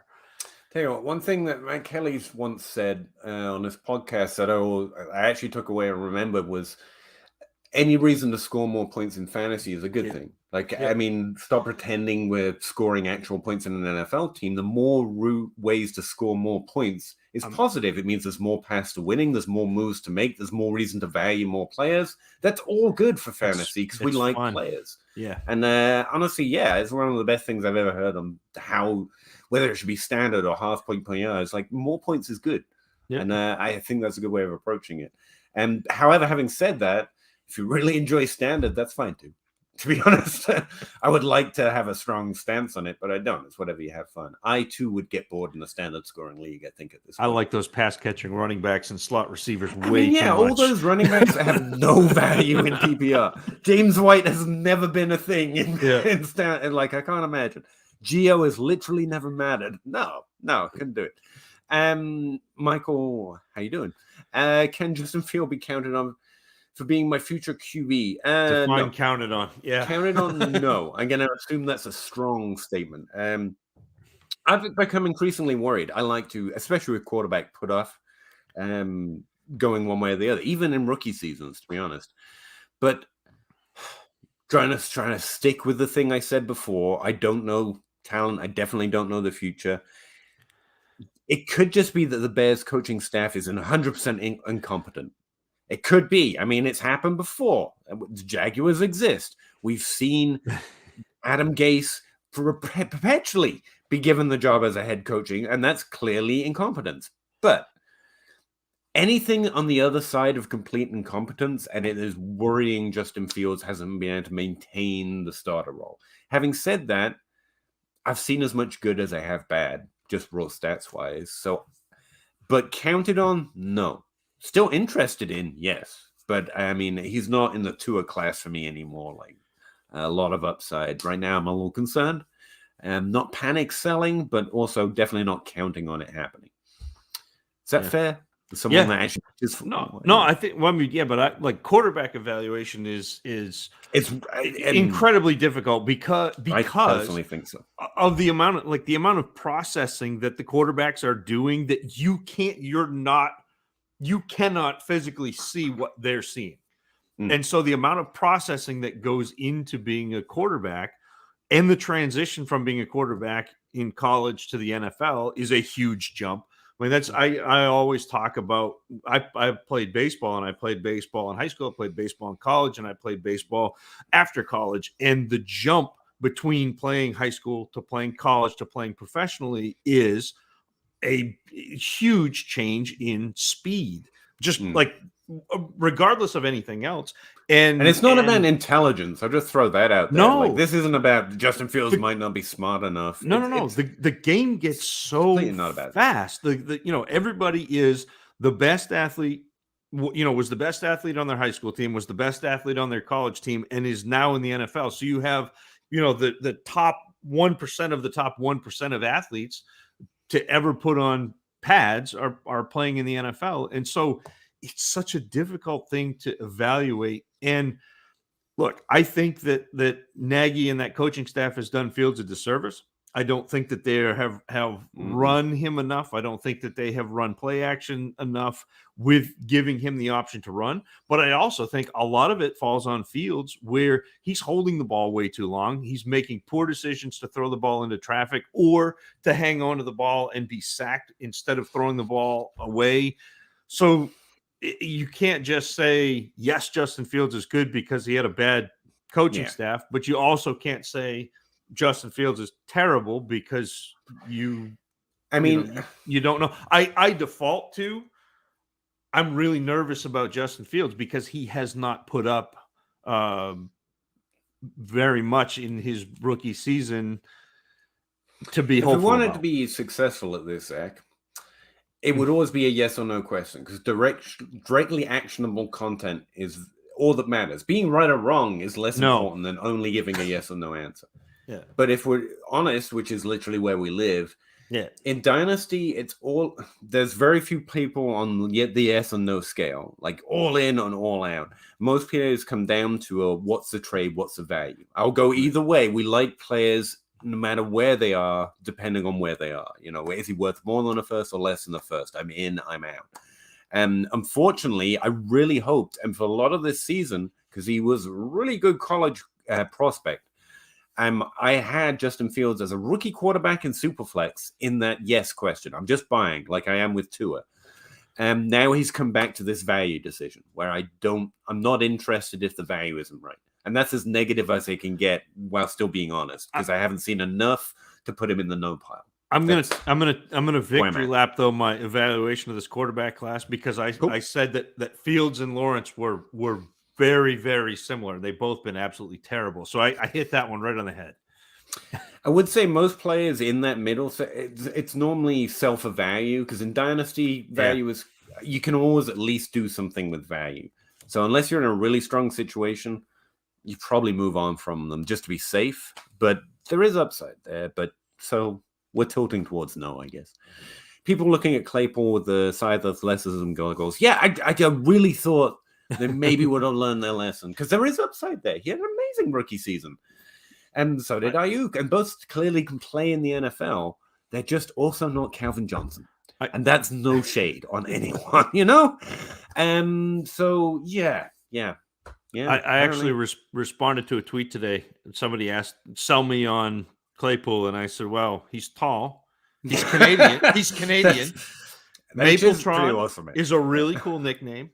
And his first down celebrations, absolutely sweet. So there you go. He's capable of many great things in this league. It's just different. Andrew Carlson, what's the long-term outlook for Mike Williams? Don't know. Yeah. I was a lot more certain to start this season. I was really impressed. Now, I can't say this strongly enough. I was really impressed with the way he started this season. And then he went back to his previous role. So my eyes got opened a little bit. I can't close them. It's my nature. But Keenan Allen has always been the wide receiver you want on this team. He is a free agent, I think, but I try not to play that speculation game. I think roles follow players because roles are a lot about who that player is. So, yeah, I've never really come in on the buy Mike Williams train. Even when he was a rookie, I was too scared of that injury and the lack of production over expected in that last season. But I don't know. It's like Chase Claypool. He's capable of wonderful things in this league. I think his fantasy upside is permanently capped. I would really like to see the breakdown of the beginning of the year, Mike Williams, and how often he was running out of the slot. Because I think that in the beginning of the year, it was almost that Michael Thomas role. So the new offensive coordinator, and that's what it felt like. And then all of a sudden they were like, no, you're just that big guy. We're going to slide back outside and have you go down the field. They literally did switch his role, which adds more fuel to the idea that coordinators are getting more creative with ADOTs. Because before now it's very clear, and it still is, the ADOT and role is really a function of player and where they excel. And especially good coaches put players where they excel. Deebo Samuel and Ayuk both being there to be productive, playing incredibly different roles. But lately with Robbie Anderson, last year there was more, and very few do it every year, but there were more players. Robbie Anderson moved inside. He was more of a slot wide receiver last year and excelled at it. And this slightly more willingness to get creative with it. Am I willing to bet on that? No, I won't bet on the creativity of NFL coaches is generally where I'm at. But it is really interesting. Not for Mike Williams. I'm still strongly selling while admitting, that was really impressive. That it's not just that he got the role, he excelled at that shit. Like he can do that. I'm just not betting that NFL coaches are going to keep doing that or keep asking him to. And he'll do fine at the role he's currently got, like he always has. Last few seasons, I've gotten knocked out of the playoffs. This year was an injury and COVID nightmare. It really was, Michael. It really was. But since reached the semifinals, good job. I got kicked out of all of them, so good. Yeah. just so you know, I feel people. I don't know. I'd feel good to know I was beating the guy that was pretending to be a commentator. I think that would be good. Is it time to sell Devontae Adams, Robert Woods, and Travis Kelce? I think all are past their value windows. As Robert Woods, sell for anything. Sell for toffee because I think whatever you get back is going to be worth more than what you're going to get in fantasy. There's no upside to his value. Apart from maybe one of those micro markets, if he has a good game again, because he's certainly capable of it. Mostly I just sell. I think Adams and Kelsey's production are worth way more than you get in the trade market. But if you're completely rebuilding, you sell the old guys. But that's complete rebuilds, not retooling. I keep all guys. I think they keep producing. Well, and if he reaches semifinals, I don't think that I'm probably not selling Adams and Kelce. If you're obviously a competitor. Yeah. I mean, if you got there by literally selling all of your rookie picks and those are the best players on your team at this point, it might be worth considering. You need to start adding some value. But it sounds like your team's pretty good. Claypool needs to a better that's that is absolutely true. Needs a better QB to unlock his absurd upside. Ben is awful. And that complete agreement. Here's the thing. I think when you say absurd upside, you see Calvin Johnson upside. And I think there's a reasonable argument for it. I'm saying even my reasonable range of outcomes is lower than you, even liking the player, which is why I thought I was going to be high on him this offseason because I thought everyone would have shifted down a little bit closer to what I think. I think he's got outside potential of being in the top 12. But I don't think he's going to be a particularly big value. What did they call it earlier? A difference maker, a player that scores you exponentially more points than you pay for in draft capital. I don't think Claypool's got that in him, especially where his value is right now. In terms of overall production, could he finish in the top 12? Yeah, anyone can. Can he Cooper Kupp? I don't think so. No, I generally don't think so. I think he's Mike Williams plus. That's actually, And the quarterback argument, though, I'm sorry, but Brandon Cooks right now is wide receiver 19 on the season. I mean, it is just he definitely needs a good quarterback, but the fact he can't do much with a terrible one is noticeable. Yeah.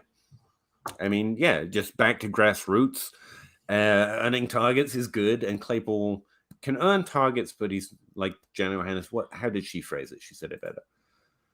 If they don't perform well with targets with elite competition, which kind of has in Deontay, then they might suck.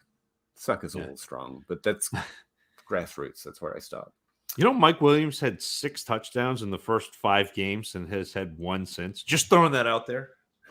And just to fully smother this question with too much answer, it's perfectly reasonable. Like, I'm not explaining to you why you're wrong. I'm explaining that I'm slightly different. Because, sure, I can see it. I just don't believe it.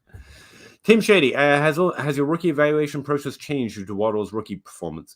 I actually got a question about this on things I would like to see on the Crossroads. So I guess I skipped over it too quickly when I did this on the Crossroads last week. I think I know what I got wrong on Waddle.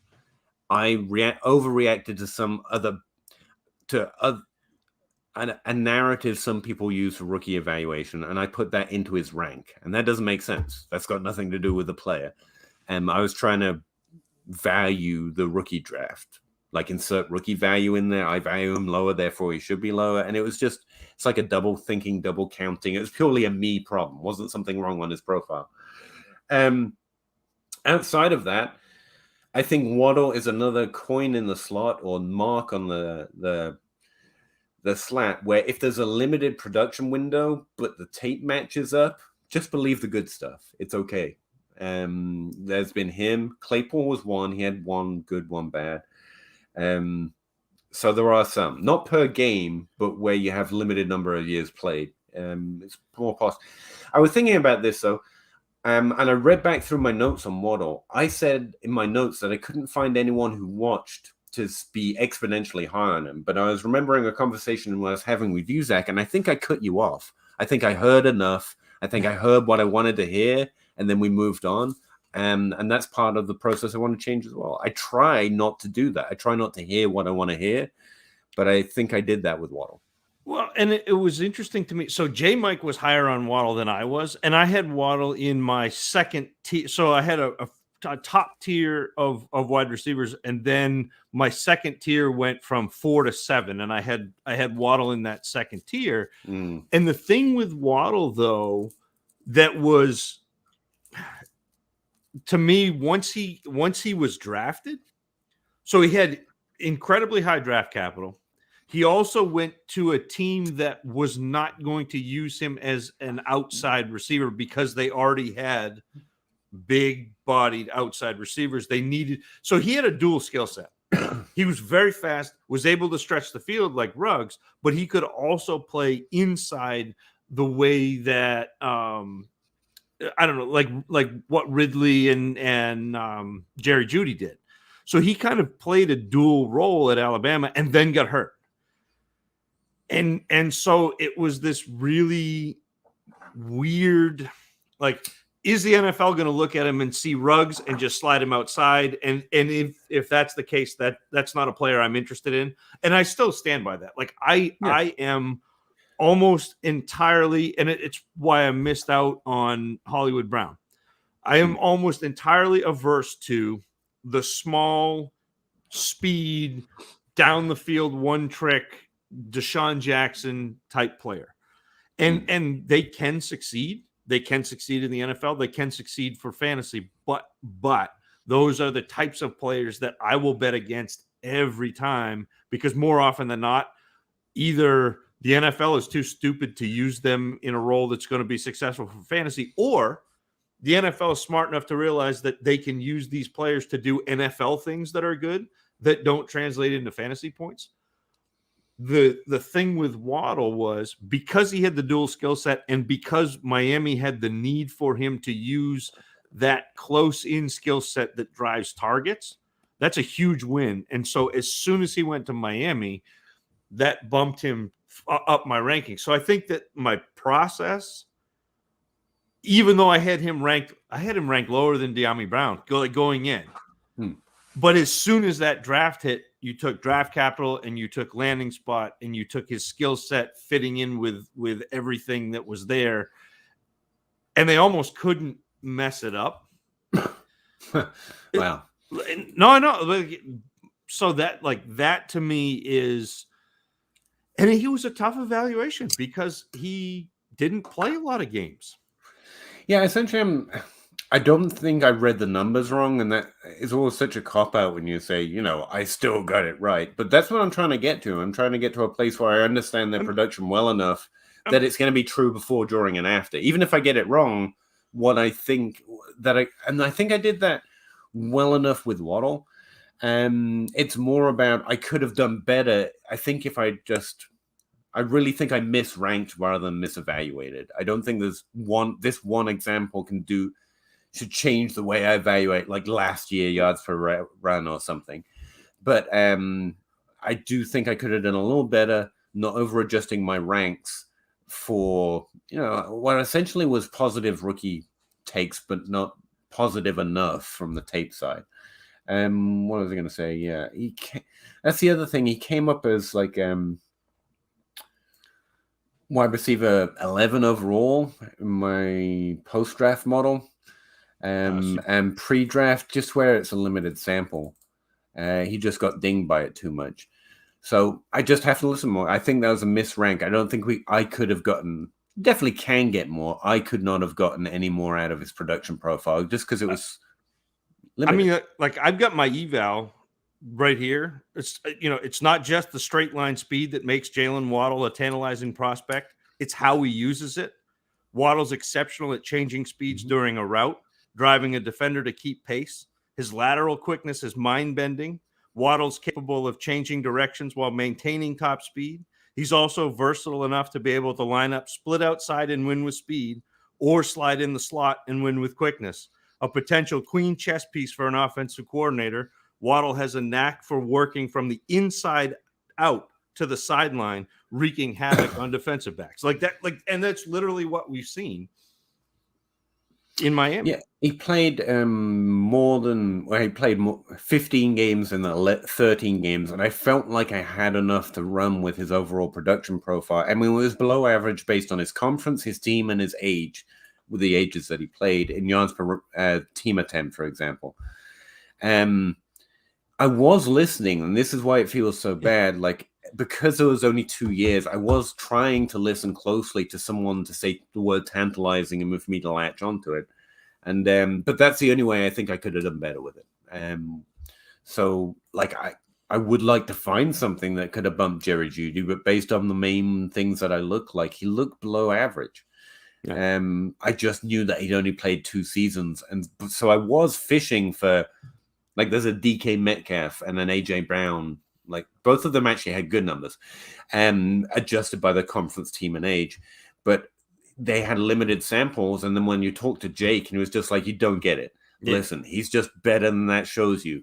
And so I'm always kind of listening for that. I didn't catch it. You need to have J Mike on, because like that was like I need Mike to listen to more tape grinders. That's all aboard on Waddle. Me personally, the way I look at numbers or the way I process rookie stats, I don't think I got anything in this database that really would have keyed me in a way that wouldn't adjust my overall process to be less effective. Right. To the fact he was good. I've got nothing that good. I mean, his height of production, his first year was great. 1.9 yards per route run was actually pretty good, strong rookie year. But that was also his best year, and it petered out after that. Do you have his last year where he was injured in there, or was it too few games? Was it too few games? See, and that so he was fantastic in the whatever it was, the 5 or 6 games that, like, he outperformed Smith in those 5 games. Right. Yeah. That might have just been it. But it's that's the tough thing about numbers is. Yeah, I can see you that. get caught in that small sample size, and you can't, like, it's hard to say with certainty that it wasn't just a small sample size and he didn't just have a couple good games. And so, like, that's the trap.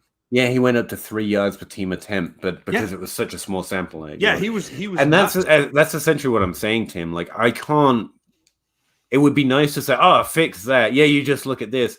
But in honesty, like, if I did that, like, I would get more stuff wrong elsewhere if I didn't adjust by you have to play 8 games. I wouldn't catch Terrence Marshall. I wouldn't catch Kevin White and most of the busts that got high draft capital. But the thing is, like, I knew I had to listen to more about Jet. There was enough there that I knew I was listening for what other people said, but I still think I fell into hearing what I wanted to hear. So this was just on my brain.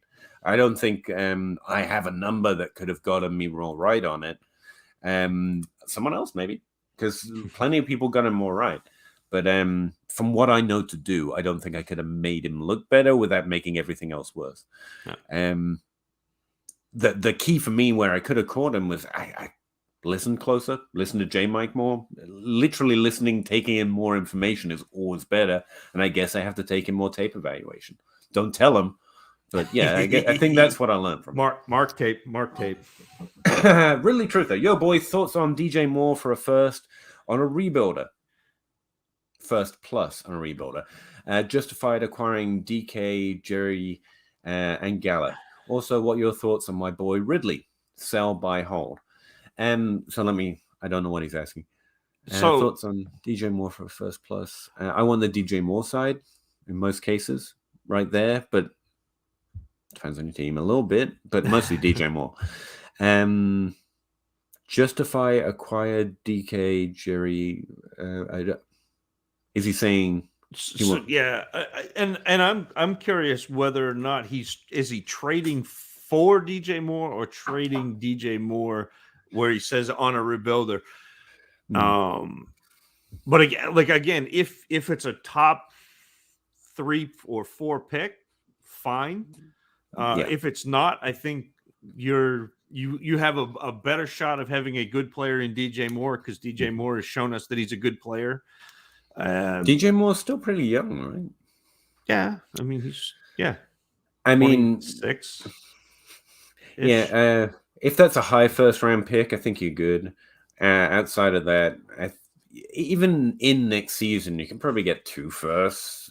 So it depends a lot on what that plus is. So just acquired, that's what it was. So yeah, just acquired DK Judy. No, he just acquired DK Judy and Gallup, right. which I like that. Ridley, I'm holding. Like I don't. And if I'm not holding, I'm selling. Like I don't think I'm going to buy Ridley. I mean, it's like what you said earlier. Like it's really tough to evaluate a mental health hiatus. Like you don't know if he's coming back, so treat him like he's retired. I mean, I treat him like he's retired. Anything less than a first, I'll just hold him because it's Kevin Ridley. I'll probably overpay if he does ever come back to football. But again, a first doesn't necessarily mean a first. If I can get someone on the list, Devontae Smith, Elijah Moore, using Ridley, I am interested in doing that. Right. Outside of that, I'm not dropping him just to drop him because he could come back. And I've heard a lot of really smart people that I value their opinion. You know, Kent Wyrock comes to mind. He's treating Ridley as though he's Ridley and is going to come back. And I appreciate that. It was listening to Ryan McDowell on the DLF flagship podcast, and I was like, man, they all sound more positive than I do on Ridley. And that's what made me realize this is going to drop. His value is going to drop eventually, I think. Yeah. And that's that to me is if you can get Ridley value for him, you trade him. Oh yeah. If you can get Ridley value for him all day. if you can't, then hang on to him and it is what it is. If he comes back, great. And if not, then you just kind of ate that. I flipped DK Metcalf for one of the top 3, by the way. Yeah, me too. That's what I told Russ the other day. He traded for Pitts and DK, and I said, that's a great trade. Immediately trade DK. Yeah, by the way. Yes, that's fun. Caleb, I'm the favorite to win this ship. Congrats. That was for me saying congrats. This Sunday, but I made this move in week 11. I gave up Waddle, Harris, Fant, Rager. That's fine. Edwards, that's fine. And got Saquon, Lockett, Rondell, Boyd, Ertz. Sucks to lose Waddle. I feel your pain, but no. I think Rondell is lower valued, rightly so. But I like it. You've got another young, good wide receiver while giving up one of the best. No. So I don't think that's terrible. I think Lockett's perpetual value. And Saquon Barkley's a little undervalued. And I like it. I've bought Boyd in a few leagues for like a third. So I don't mind rostering Boyd. You definitely paid. Giving up Waddle, you definitely paid for it. But Waddle's the only one I really feel regret losing here. And you got significant production here. And Rondell Moore could honestly pay off. I wouldn't be too scared. I mean, honestly, it's a long off season. Maybe you can get Waddle back. You never know. Especially if it helps you win. Just don't worry about it at all. You didn't even give up too much youth to do that. Am I too up on Rondell Moore there? No, I think you're looking at Rager and Edwards basically are nothing. Nothing. I mean, not to like they were names that we loved, but they're basically nothing at this point. Damian Harris is going to be expendable in a year. He's a running back. I mean, that's just what happens, and he's a New England running back, so he may be expendable next year, depending on what Belichick decides with Ramondre Stevenson and that group. So yeah, like you said, it hurts giving up Waddle, but if you're the favorite to win the championship and you added all of these pieces, it's a win. If especially if you win, it's a win. Yeah, I think Dynasty, if we big brain this, it's basically Waddle and Fant. Those are the most two valuable Dynasty. Yep. The only thing that's valuable in Dynasty to me on that side. For So Saquon, Lockett, Rondell. And Yeah. I think that's good. Actually, I don't think I think especially if it helps you win. I think that's an all-around win. Good job. You go into the final, you clearly are doing well this season. Like, don't sweat it. Trust yourself. You're doing well. Jesse Riddle, I took ETN in a wild trade earlier this year on a team that was on the decline. I gave Dalvin, Madison, Tua. That's big boy. Aaron Jones, Brissett, third. For Mahomes, ETN, and Edmonds. Okay, yeah, I actually like that. Yeah. Is this a Superflex PPR? Yeah, I mean, yeah. Mahomes is the cherry. He smooths over a lot of stuff, even though he's not going to do what he did. He will do some years, which is be this huge difference maker. Well, Mahomes' problem this year is we've got 4 huge difference makers at quarterback, over 300 points. Tom Brady's one of them, who was much easier to acquire, especially in Dynasty. And so that's some of the effect. But again, there's just like a Mahomes bubble. Like, he's just too much fun. He's just too much fun in Dynasty. That rookie year was too special. You have this kind of special value, which you can always trade away as well. So that smooths over a lot of the pain of losing someone like Dalvin Cook, who's phenomenal at a running back. And the fact that you've got ETN, whose value is definitely going to increase. I'm just going to say all the things we've already said again. But yeah, I like this trade. It's good. Can I blow your mind real quick? And this is going back to going back to Caleb's. Saquon Barkley doesn't turn 25 until February 7th. It feels like he's been in the league for like 10 years. I was going to ask you because you were ranking like the best pure runners, and Christian McCaffrey wasn't on the list, and Saquon Barkley wasn't on the list. Well, and I don't have a good idea. Like, I know Chubb is just because he sticks out by statistics so much. It's very rare that I have that kind of take on, especially in ability. But I mean, so they're both, Barkley? They're both very good. Like, they're very good, but they're different. They're different runners than Chubb and Jonathan Taylor and Derrick Henry. And so when I talk about usually the pure runner is my code word for a guy catch who, the ball. Well, he doesn't catch the ball, but also is and I think Jonathan Taylor catches. Oh yeah, he actually does. Yeah. Like I thought, and that, like, I get in a lot of arguments, and people are like, Jonathan Taylor doesn't catch the ball. It's like, he had 26 receptions in his last year in college. And my bar, and I know it's not the end all be all, but my bar is, if you catch 20, the NFL is going to be smart enough to figure out that you can catch the ball. Yeah.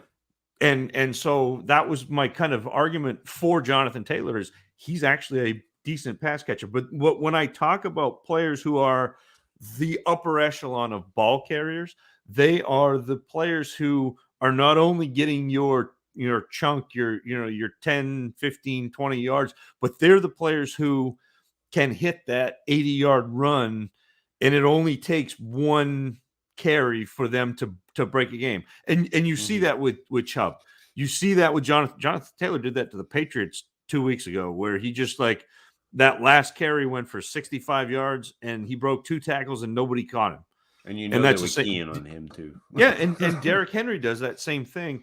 I don't think Barkley and McCaffrey are that type of player where you're going to pound them up the middle and then have them explode. They're more get outside, get in space, and make their bones that way, which is why they're such an asset in the passing game, because that's exactly what receptions facilitate. I mean, you can essentially get a guy out in the flat, create a hole outside where they catch the ball and can go. Where's Dalvin Cook fit into this? Dalvin Cook is kind of a combo platter, because I think he's really good at carrying the ball. It's kind of both. But yeah, but so that class, I had McCaffrey and Dalvin Cook were just like, and then you had Yeah, then you had Fournette, and like it was, oh man, it was. I mean, that class is so significant. You can clearly see the class career arc in the overall project. It's like running back numbers do for this class, and it's like literally creates a divot in running back production. It was a pretty amazing class, to be fair, and still is. It's nice. Where were we though?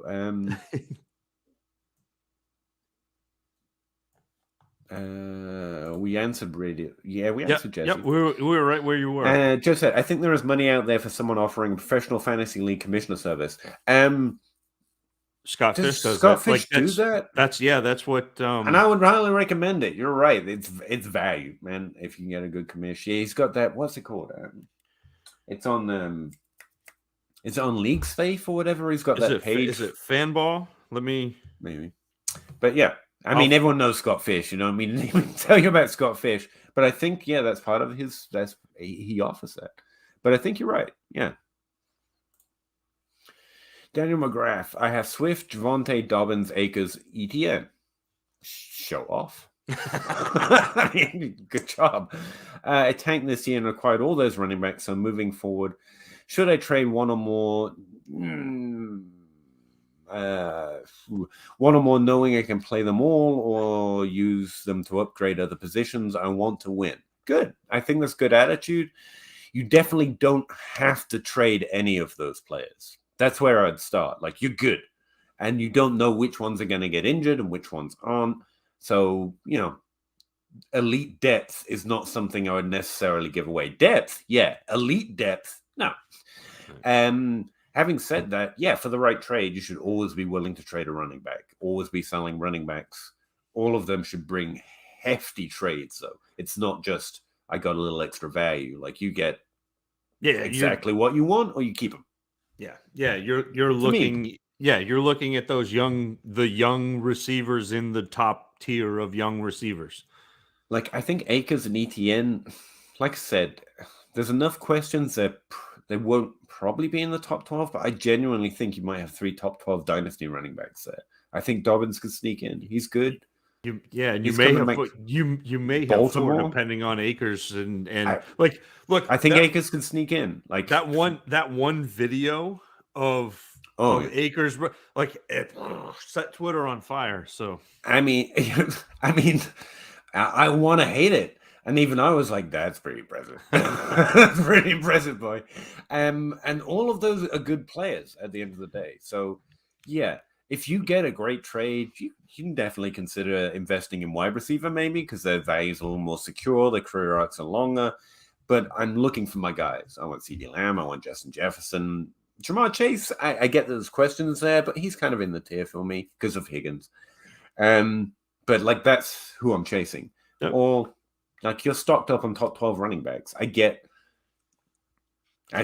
completely get this energy because I would be so itchy. I'd be like, what else do I do? Come on. But, I mean, you got a rookie class coming up. I'm assuming you have other picks. We have other wide receivers and other running backs to get excited about.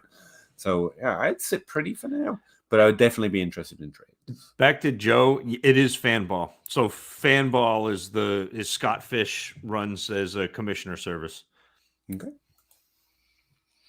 I want to try and trade away. If you're suggesting you want to do that, I would also support that. If you want to put something out, I definitely, if you've got good commissioners, I want to share that information with people because it's a really important thing. Like we were just talking about a guy having a miserable time in a league, I assume, because not the commission's bad, but he doesn't enjoy the way they're commissioning and he wants to enjoy fantasy. So yeah, I think there are a lot of people that would be interested in that. I'm not doing it because I'm not a business person. Nor a good commish, so but I would definitely support it. Richard Davis, I want to try and trade away Jameis Winston, Sam Darnold, and Cam Newton. Good luck. Honestly, I don't know if it's Superflex or not. If it's not Superflex, they probably have no value. If it is anything that you can get, I will also be interested in trading those players for anything I can get. Using them in deals to go get players that I actually want would be my first move. Go look for the players that I want, where they are, what can I add to these quarterbacks to go get those other players. Right. And I'm out on enough. I'm not seeking another quarterback in return, but you could. And I think if it's a super flex, that's an edge you have. You can give a quarterback who might be a starter for someone who's not. And in Superflex, there's value in that. And so that's why that's how I'd explore trades. The only nice thing about that list of names is Darnold and Cam are both on the Panthers right now. And so if you trade both of them in a package, perhaps you can entice someone into thinking that they will have a starting quarterback next year. The difficulty is we don't have the go look at your playoff teams caveat because they might need a quarterback this week. Because, I mean, we're done with that. Even though there's still playoff games going. 17%. Yeah. Not many, there's not a lot of teams. Not a lot. But yeah, you definitely should. And that's the way I'd approach it. I'd go try and buy a wide receiver, a running back, or a pick for a quarterback who could start, and you might find someone interested in that. There's a way to analyze processing ability. Probably, yeah. I mean, yeah. That's it's like IQ. It tests something. I don't know what it tests. It's like the combine. It tests something. I don't know how it translates, but I don't know for sure. Well, and it's not what I do. The real difficult thing, and I get what Johannes is saying, and we could analyze frame rates between quarterback locks on it. Like, that's all great, but you don't know what the play call was. You don't know if the receiver is in the right spot. So, like, if I'm a quarterback and I drop back and I look here and the receiver is supposed to be there and the receiver, ran an out in, then all of a sudden that affects my processing, even though it wasn't my fault. Like, there are a whole bunch of different things that it's just, really it would hard. be a and the NFL, it would be a path sucks at it to try and find a number, but I'm sure it create, especially in NFL small sample spot, it create a lot of junky numbers. You'd have to adjust it by a lot. For example, you're going to get first read quarterbacks who are genuinely less talented, but are going to throw it quicker because they get Tom Brady timing because they're literally doing no processing, which is the opposite of what Tom Brady is capable of doing. But yeah, I think it'd be interesting if you wanted. Someone wanted to do that. Mayfield in college, their offense was a half field read, right? So he's only processing half the field. It was one of the most frustrating things watching CeeDee Lamb come, because if the ball was not going to his side, he just didn't. He just was like, "Nah, I'm good." And it's like, so you're like, you have like a third of the plays in the game where he just is like, "I'm good." Like, you guys are going the other way. I'm just going to walk over here for a minute. So like, not only does it make it frustrating to evaluate the receivers, but like evaluating a quarterback when you've got a half field read, like, how do you do that? Because you just took away half of the decisions he has to make, which is great in terms of college, and it's great in terms of like getting your player to do the right thing. Well, now you've made me nervous about CeeDee Lamb. Just by Justin Jefferson, guys, we got one guy left on the list. He's great. He's fantastic. He's pretty good. Let's see. Adjusting to faster play speed at the next level is not a novice driver learning to how to drive a car. That's a good simile. No, I like that. Killing it with similes there. Difficult to determine how much Mike Williams' knee injury might have derailed his season. Yeah. No, I'm not going to expand. It's similar to what happened in college, though. It's like he was doing pretty well. And then that injury was horrific. Yeah, to come back, he's superhuman. And to play in the NFL after that, I mean, it's impressive as hell. But all I had was when he came back, he wasn't that same player, beating the expectation. And that's the concern that happened. But that's college. But I continually remember that. I don't know if that was the right process or wrong process, and it worked out right. But yeah, it's something I kind of remember because it's such a unique situation. You look for more examples before you can ever use it. Joe, I think one of the reasons Kurt Warner became a great quarterback pro QB is that he played in the area league where QBs have extremely limited time to make decisions. Many young QBs would benefit from that. Yeah, I think I saw that in one of the documentaries about something or other where Warner was featured, actually, that he went to that arena league. I think developmental aspects or developmental parts of league would definitely produce more elite, more high-level quarterbacks, to be honest with you, because there's clearly got to be more than we get. It's like undrafted free agents. There's not just one Adam Thielen. There's been some more that we've missed, and there's not just one Kurt Warner. There are some who could have become much more than they had the time to do. So yeah. I mean, I wasn't a fan, and I didn't watch or study. What was it that competition league they set up to the NFL for a minute there? Zach's not listening, but what was it? The wrestling guy set up his own league. The XFL. But I actually would be interested in some way for players to get more experience in more situations, and then get into the NFL with a chance of success. Because you're right, like college, the NFL is too big of a jump almost, and even college itself, we could probably use with some other. But it also probably didn't hurt that Warner had 2 Hall of Fame wide receivers and a Hall of Fame running back who was one of the best pass catching running backs in the history of the NFL. But I think, and he found a situation that was willing to give him a shot. That's big. It's like, actually, it goes back to undrafted free agents. You have to find the right situation, the right coaching staff who's not going to immediately think, hey, you've got to be no good. And that's like, we talk about this, or I talk about this quite often with young quarterbacks, where the easiest way for a young quarterback to be successful is if you have a very good slot receiver, a very good tight end, and a very good pass catching running back, because you get the ball out quick. It's why Tua has been more successful this year, having Jalen Waddle and having Mike Gesicki as primary targets. Like, getting the ball out quick benefits a young quarterback because you can create more separation. Close into the line of scrimmage, you're able to create more separation. There's less time for a cornerback to break on the ball that once it's been thrown. So, if you're throwing the ball downfield, you've got a lot of time to close that gap if you're a corner. Whereas if you're, it's a close throw, you don't have as much time to make that adjustment. The other thing is they're easier throws to make.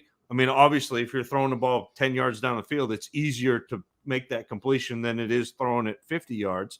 And that's like, all of those things benefit young quarterbacks.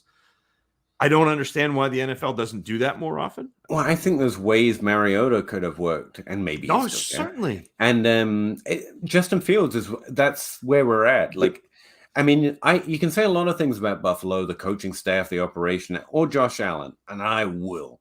But one thing I will say is they did Josh Allen beautifully. Like, they've committed to him, they built for him. Like, if you could think, if before it happened, you could say, you asked anyone, name 3 players who can make inaccurate passes completions better than anyone else, Stefan Diggs would be on that list. And they didn't just go get the wide receiver that was available. They went and got someone they knew who could, not because Josh Allen is bad, but they knew that he could help them. Whether you think that he's more accurate, it doesn't matter. They definitely went out and got an elite player that they knew would help their quarterback. Like, they went out of the way to do Josh Allen good.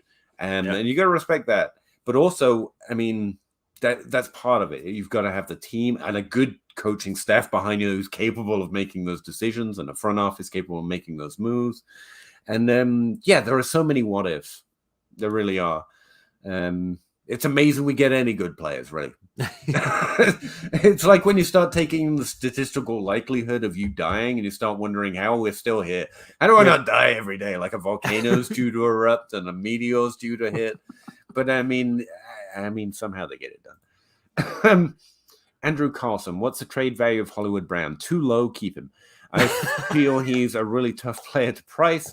I have him on the team. Yeah, look, can I actually show you I've opened up so many sheets for this one. We've had a lot of questions. Let me I'll show you exactly what I'm doing with them right now, because I honestly can't figure out where to put them.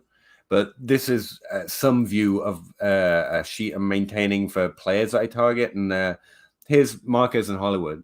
They're in some random section of it, highlighted in yellow, because I literally have no idea where to put them. I know I like them, but I have no idea where to put them.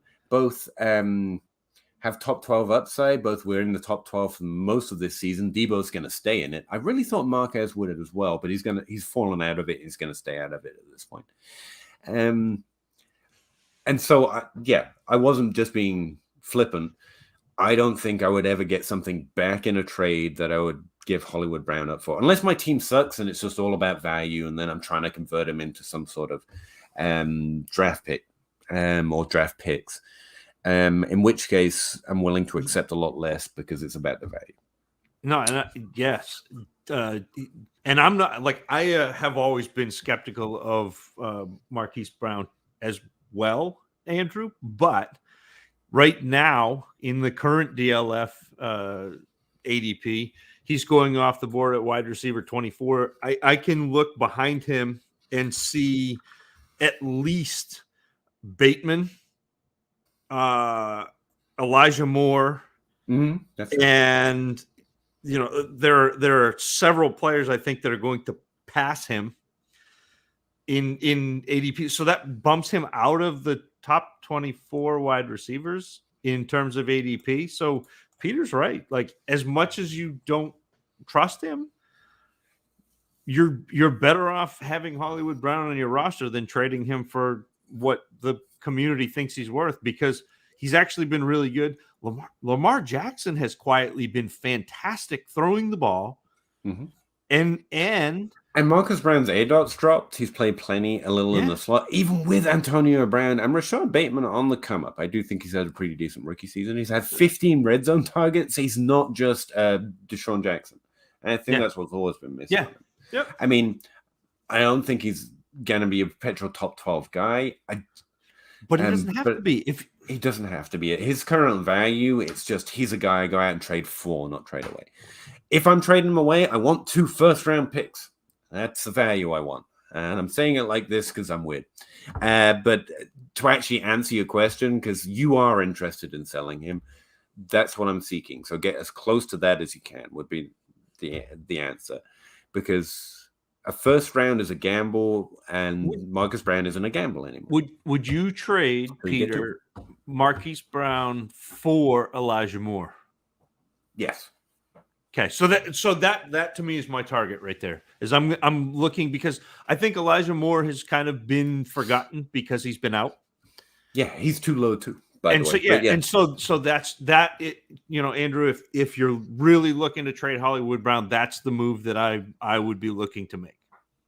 Yeah, and when you read off those names, I was like, I'd buy those rookies for Marcus Brown, but I do think they're going to elevate over him. But Elijah Moore, maybe not. Yeah. So Yep. Sorry, we just were yipping at each other, and it struck me as funny. Yep. Claypool getting benched at intermittent intervals has helped his production and doesn't appear to be a good sign. He still has to earn trust from the team. I think there are fair concerns. I think he's good. He played well in his rookie years, capable of playing in the NFL. I don't think he's capable of producing the level of targets and offensive dominance that some do. But there's a mid ground, and that's where I'm at with Claypool. As for this, I think the team sucks. I don't think the team's able to operate. I don't think the team's able to execute most of what Claypool's capable of doing, which is what ADM was selling earlier. Like, he needs a better QB, which would be anyone at this point, almost anyone.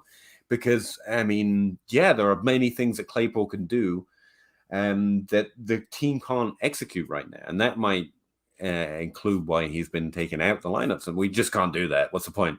But I don't know. I'm not behind the scenes. And when you've got Deontay Johnson, like, even though Claypool is capable of doing a lot of those things, you just don't need him to. You just don't need him to. And Juju's honestly just as capable of doing those things too, and much more of a natural fit in that role. So, I think that's a good point. Jesse Ridley. I traded Ridley in a first. Jesse Riddle. I traded Ridley, so I got all mixed up. And a first for Evans, Mike Evans, and a second on a competing team right after Ridley made his announcement. Yeah, I think that was a really smart move. That was the time to trade him, like, right after, because I really expected us to. Again, I was wrong on how smart the ADP was. The only like real gut wrench there is that you traded a first with Ridley to get, but especially with the year Evans has had. Hopefully you were at least competitive this year, and I think it was fair. Good move. I have Ridley will hold if it's anywhere, like, again, if it's not depressed, use it and overpay when if he ever announces he's coming back because he's a pretty good player. But I treated him all last season like I didn't have him. Yeah. If you've got the roster spot, I'm not cutting at Calvin Ridley just because it's a very young retirement, if nothing else. I miss Andrew Luck. Joannis, frame rate analysis on process speed for QB has already been done. It's how I knew to pick Burrow in all my high stakes leagues. So I'm glad it's helping you out. Burrow is also real good. Presumably. This is a new avenue for a company to make more monies. Probably. Not most things are. No one, Roto Underworld, DLF, RotoViz, or Dynasty Dymo are doing this. Yeah, I haven't seen it anywhere, to put it that way. And the thing is, you said you're doing it, which is great. I don't watch, so I couldn't possibly do it. But also, what was I going to say? It takes infrastructure to start something else up like that. It's like why PREF or PFF started collecting targets for college data, because no one's actually collecting it. And it's not like it's hard to count targets. It's just if you don't have a team watching the games to literally mark them, so you need people and you need infrastructure to do something like a college season, especially with there's so many games in so many different places. But if you're finding success doing it yourself, more information is always good. Frame analysis is part of my new family of on-field testing as opposed to combine testing. That's I like that. I think on-field testing definitely better. Again, it's sample size. It's game speed. The only time I came up against this before was FusuView, who like to use frame by frame to determine the exact start of a person's 40, exactly when they started. Yeah, more accurate is probably a better thing. Probably not for the combine. Doesn't matter. But you're doing on-field stuff. So. Caleb, are there any realistic deals that you'd make to give up Jonathan Taylor or Justin Jefferson? Yes. Yeah. I mean, I would give up Jonathan Taylor for Justin Jefferson plus for a start, just to use that two same players. But yeah, running backs at the height of their value, which Jonathan Taylor is, I'm definitely investing time in trying to find trades. Having said that, I think the same way about quarterbacks, and it's led me a lot of times to make trades I probably shouldn't have because I couldn't find a good deal, so I traded them anyway, and that's not something you have to do because both belong in that top. They belong at peak value right now, and both are going to sit there for 3 months. There's literally nothing injuries, maybe week 17. Yeah, that could happen. In the off season, that could happen, but really, there's nothing that could even in they look like they're not going to start the 2022 season in Dynasty. I don't think their value drops too far. But again, I've overestimated how sharp ADP is twice this podcast, so maybe. But that's the way I would approach it because I'm not projecting either of them to get injured between now and the start of the off season. So I don't see the way of any of them dropping. So there's no pressure. They're at max value. So again, we're back to, are they giving you exactly what you ask for, exactly what you want? Then yeah, I'd make the trade. Other than that, these are the exact players you're trying to get on your roster, so don't sweat it.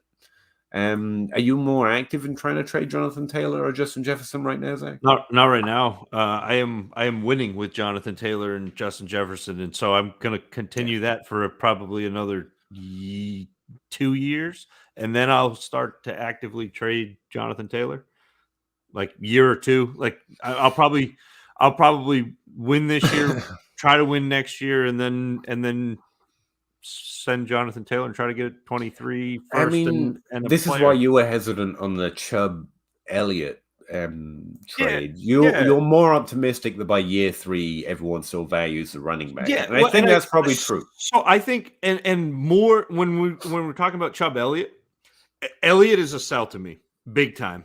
Chubb is kind of in that middle ground, that witching hour where he's still valued very highly. He's also still producing very highly. I think I can still get that value next year, but it's close. So, if I'm competing, I'm hanging on to that. I've got a team right now that's got which started off the year with Chubb, Elliott, Barkley, and maybe one more that has slipped my brain. But I traded Elliott when I wasn't competing, when Chubb went down and Barkley's been not very good. I traded Elliott with Darnell Mooney. And we talked about this trade, I think maybe last week, or maybe I talked about it on with Russ. And I got back a first and Derrick Henry for Ezekiel Elliott and Darnell Mooney. So I got my running back. I might have gotten better at running back and got a first. Like, that's how I approach it, where, I try to get what I can get out of them and then trade them before the roof caves in, and then start over again, then start. And depending on where I am in the cycle, I'll either trade them for young wide receivers, or if I'm at a point where, I hit on Jefferson, I hit on AJ Brown, I've got young wide receivers, then I'm trading them for draft picks in a draft that I've identified running backs to rebuild my running back depth. I know. I'm interested in asking this another way, just because I don't know I have a clear answer for it. If you have the first pick in a dynasty league, literally the 101, Jefferson, we all want to trade back, right? Yeah, certainly. Generally, we trade back. Yeah. So that's where we're at, because Jonathan Taylor is a 101 right now in ADP, and Justin Jefferson is a 102. Right. And I think most people, when giving startup advice, is like, trade back. We want to trade back if we can. And that's what we're saying to you. Yeah, trade back if you can. But, I feel great about having the 101 and 102. Right. I like those players. So what would you trade the 101 or the 102 for? And normally it's like a later first-round pick and at least one other player in the third, right?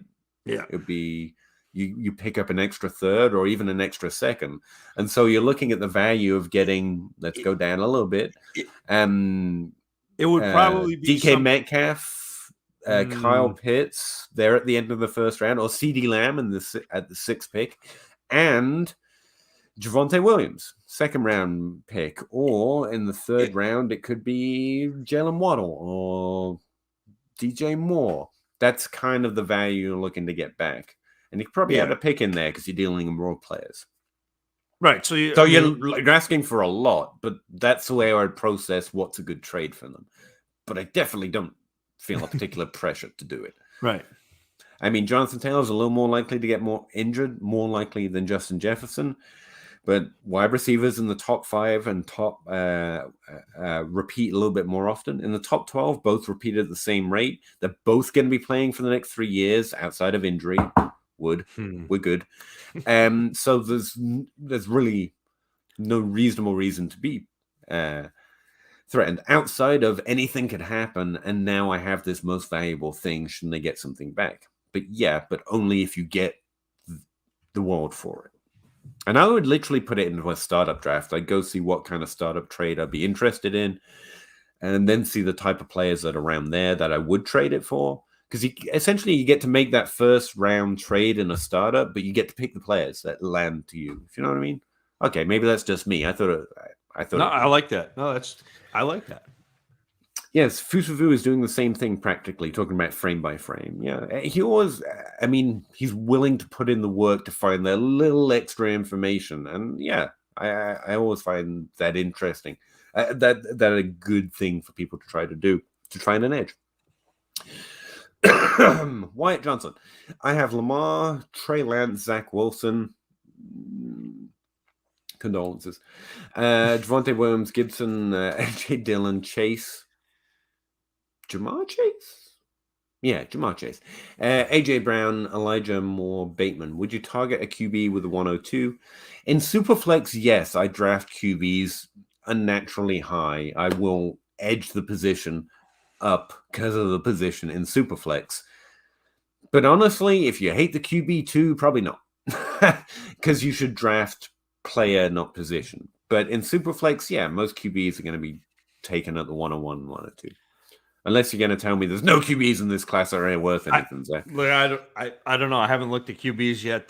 That's way later because it's my least confident piece of the puzzle, and so that's still probably 5 weeks away, 6 weeks away before I'm into QBs. But I mean, I would explore trades first. You have the 102. It's amazingly valuable in a Superflex, especially. What can I get with a 102 and Zach Wilson right now? Can I get Tua? Can I get Tua plus? I think you might even be able to get Tua for the 102. People are down on Tua, but there you go. Yeah. Or if you don't like Tua, you can go for someone that you actually like, but you can take some of the risk, in your opinion, that's in a rookie pick to find a QB. Because I think QB is clearly your main need here, but you're good. You're good. I'm not overly panicked, especially with those running backs and those wide receivers. I think overall you're good. So you don't have to draft a positional need, but you do feel weak at QB too. So you could explore other ways of doing it rather than just taking a QB unnaturally high. But yeah, I'm probably angling for a QB in most Superflex drafts. So. Dylan, how does the value of QB change in 10-team Superflex versus 12-team Superflex? It's more valuable in 12. Yeah. Like not to be a smart ass, but yeah, because if everybody's starting 2 quarterbacks and that means 20 quarterbacks are starting in a 10 team and 24. Yeah. And there are clear tiers to positional production in QB, and so like outside the top 15, it gets it's different. So 12 team makes it a little slimmer, a little harder. Also, honestly, positional value becomes more broad and general because those startable players get steeper. I'll be honest though, in a 12-team Superflex, there's a chance that I'm not Superflexing a quarterback. Yeah. Like that, and like I do that a lot, and people look at me funny, but I'll like that's not why. Okay, but I started a league this year with Ben Roethlisberger and Cam Newton as my quarterbacks, and Cam Newton was not a starting quarterback, and I'm at a point now where I am in the championship. Now I have 2 quarterbacks who in theory are playing, but that seems to make sense for Wyatt too. Like you've got enough good players here. You could then potentially flex that non-quarterback rather than push a pick if you had to. Yeah. I think an underrated part of the 12-team or the 10-team Superflex, second round picks in rookie drafts get increasingly more valuable in Superflex. And then you upgrade it to 12-team and they get even more. Like essentially an early second round pick is now a first round pick. In 10 according to regular ADP, and that can sometimes be missed in trades. It can sometimes be missed in overall value of draft picks in general. And there's not a particular number I can put on that for you, but it's something your league mates might miss, that you're paying for a second, but really it's a first. I mean, Jalen Watt or Rondell Moore, there are a lot of players that went at the end of the first round that would actually be the early second round in this 12-team Superflex. Even A.J. Brown and Justin Jefferson, I was getting at the 110, 111, 112. And it's not like my league mates are stupid. Like people just generally forget. We talk about first and seconds. Yeah. I've done it myself. I've traded a second and then someone's picked a late first round pick. I'm like, damn it. I'm an idiot. It's just easy to forget. Well, I did that in a league this year where again I'm in the top couple in the league, and I traded my first and a piece and got a pretty equal piece and a second. The second ends up being the 201, which is the 11th. Basically, yeah. So it's like okay. Especially in a Superflex, because every year there's going to be QBs that just push people down because we need QBs in a Superflex. Mohammed, hey, I traded DJ Moore, a first, a third, and Freeman for Justin Jefferson. I like it. Yeah, you're good. Jefferson. No, I thought there was more on that trade actually, but even still, no. Justin Jefferson overall. I think sometimes people get caught up, Muhammad, in looking at the sheer volume of a side. So like DJ Moore's good. A first is a coin flip. Like if you're doing really well, it's a 60% chance it's a good player. A third is nothing. A Freeman is nothing. So it's DJ Moore and a coin flip for Justin Jefferson for the number one receiver who in his first 2 years has just absolutely dominated the league. No, I love it. Yeah. I like the way you've structured the trade too. Not that I'm just fanning you with compliments because you're talking to me, and that's really all I want. But also, yes, that. But because what I find is if I put too many things in my trade, it's almost a deficit. It's like that negative for roster ownership. Right. But what you've done is put 2 picks in there and 2 players, and it seems less overwhelming if they're not thinking about how am I going to roster all these players. Because honestly, I get more rejections, even though it's a good trade, because I'm just offering too many players. Like people tend not to like the package. No. And here, because you've put a first and a third in there, you've given them a package, but they felt comfortable taking it. And I kind of like that. Kind of like that energy, dude. Good job. Let's see. Actually, following through on my new process. BJ Moore is 26 overall. So what is that? It's like a late second. So you've traded 102 for a late second, and probably where's the first taken? Like the 8th round? Depends on how high the first is. I mean, you're somewhere between the 4th and the 8th. Yeah, but either way, I even if it's a 4th, I think a 2nd and a 4th for a one for the 102 is actually a trade you would see in a lot of startups, and you've taken the risk out of it because instead of trading for a pick, you've traded for an actual player. The besters, yeah. No problem, Jonas. Appreciate you. Yeah, glad you're here. I don't know what we're thankful for. I appreciate you coming and talking to me, but I do. Are we running out of questions? Have we tired everyone out? Because I am tired today. So. I think we ran it down. It's 12:15. We're out of questions. We did good. All right, guys. Appreciate it. We stream every what day is it? Wednesday at 9:30. You got one more. You got Muhammad came in under the play started before the the clock went to 0. Every Wednesday at 9:30. Sometimes with his Dynasty Outhouse Rush Fisher. We got another one. Muhammad came in. I have Terry McLaurin and Sutton. Should I try and trade Jamar Chase or Waddle? No, don't. No. Trade them? No. Trade for them, maybe, but don't trade them. Jamar Chase and Waddle are fantastic. Keep them, especially if you compare them with Justin Jefferson. That is a hell of a wide receiving core. If you have Chase and Waddle, I would trade McLaurin and Sutton. If you're asking me if you try and trade Terry McLaurin and Sutton for one or both of those others, I would also say yes. I would want Chase. I would want Waddle. Yeah, but I've been circling at predicting value. Who's harder to trade for, Waddle or Chase? Probably Chase, which is weird because I'd rather have Waddle. Again, I think he's going to get that little bubble, and which means I would rather trade. I would put McLaurin with Sutton and get Waddle if I could do that, just to sum it all up for you. But yeah. Jesse Riddle, how you doing? You dudes are awesome. Thanks a lot. I appreciate you saying that, man. I don't feel awesome, but thanks for hanging with us, Jesse. It feels pretty awesome to get to talk to you all every week. Actually, we maintain like 20 viewers on this show every day, and I'm actually pretty amazed. It makes my week. It does. Thank you guys and girls. Joe, welcome back. Thank you, gentlemen. Have a happy new year. You too. I keep forgetting, like everyone's getting ready to have a party, and I just don't do that. So I'm like, oh yeah, New Year's coming. I got an 8-year-old and a 6-year-old. New Year's is we put them to bed at 7:30, and we go to bed at 8. So yeah, that's the thing. We're normally all busy, and then either one of the kids or my wife will remember, and we're like, oh, it's New Year's, and we'll get together and like watch that thing drop in New York, and we're all like, oh cool, that happened. We try and get excited about it, but none of us I don't think but it's nice to get together. I haven't made it to the actual like midnight the ball drop in probably 8 years. We're kind of night owlish. Mohammed, is Jamar Chase worth first and player? Yes. I wonder I can trade Terry. You probably could do that.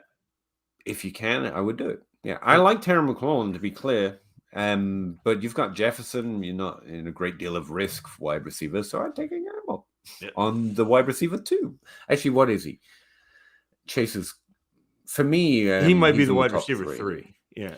No, he's wide receiver 2 in last month's ADP, obviously. So yeah. I still think I'd rather have Waddle. I think that's fair.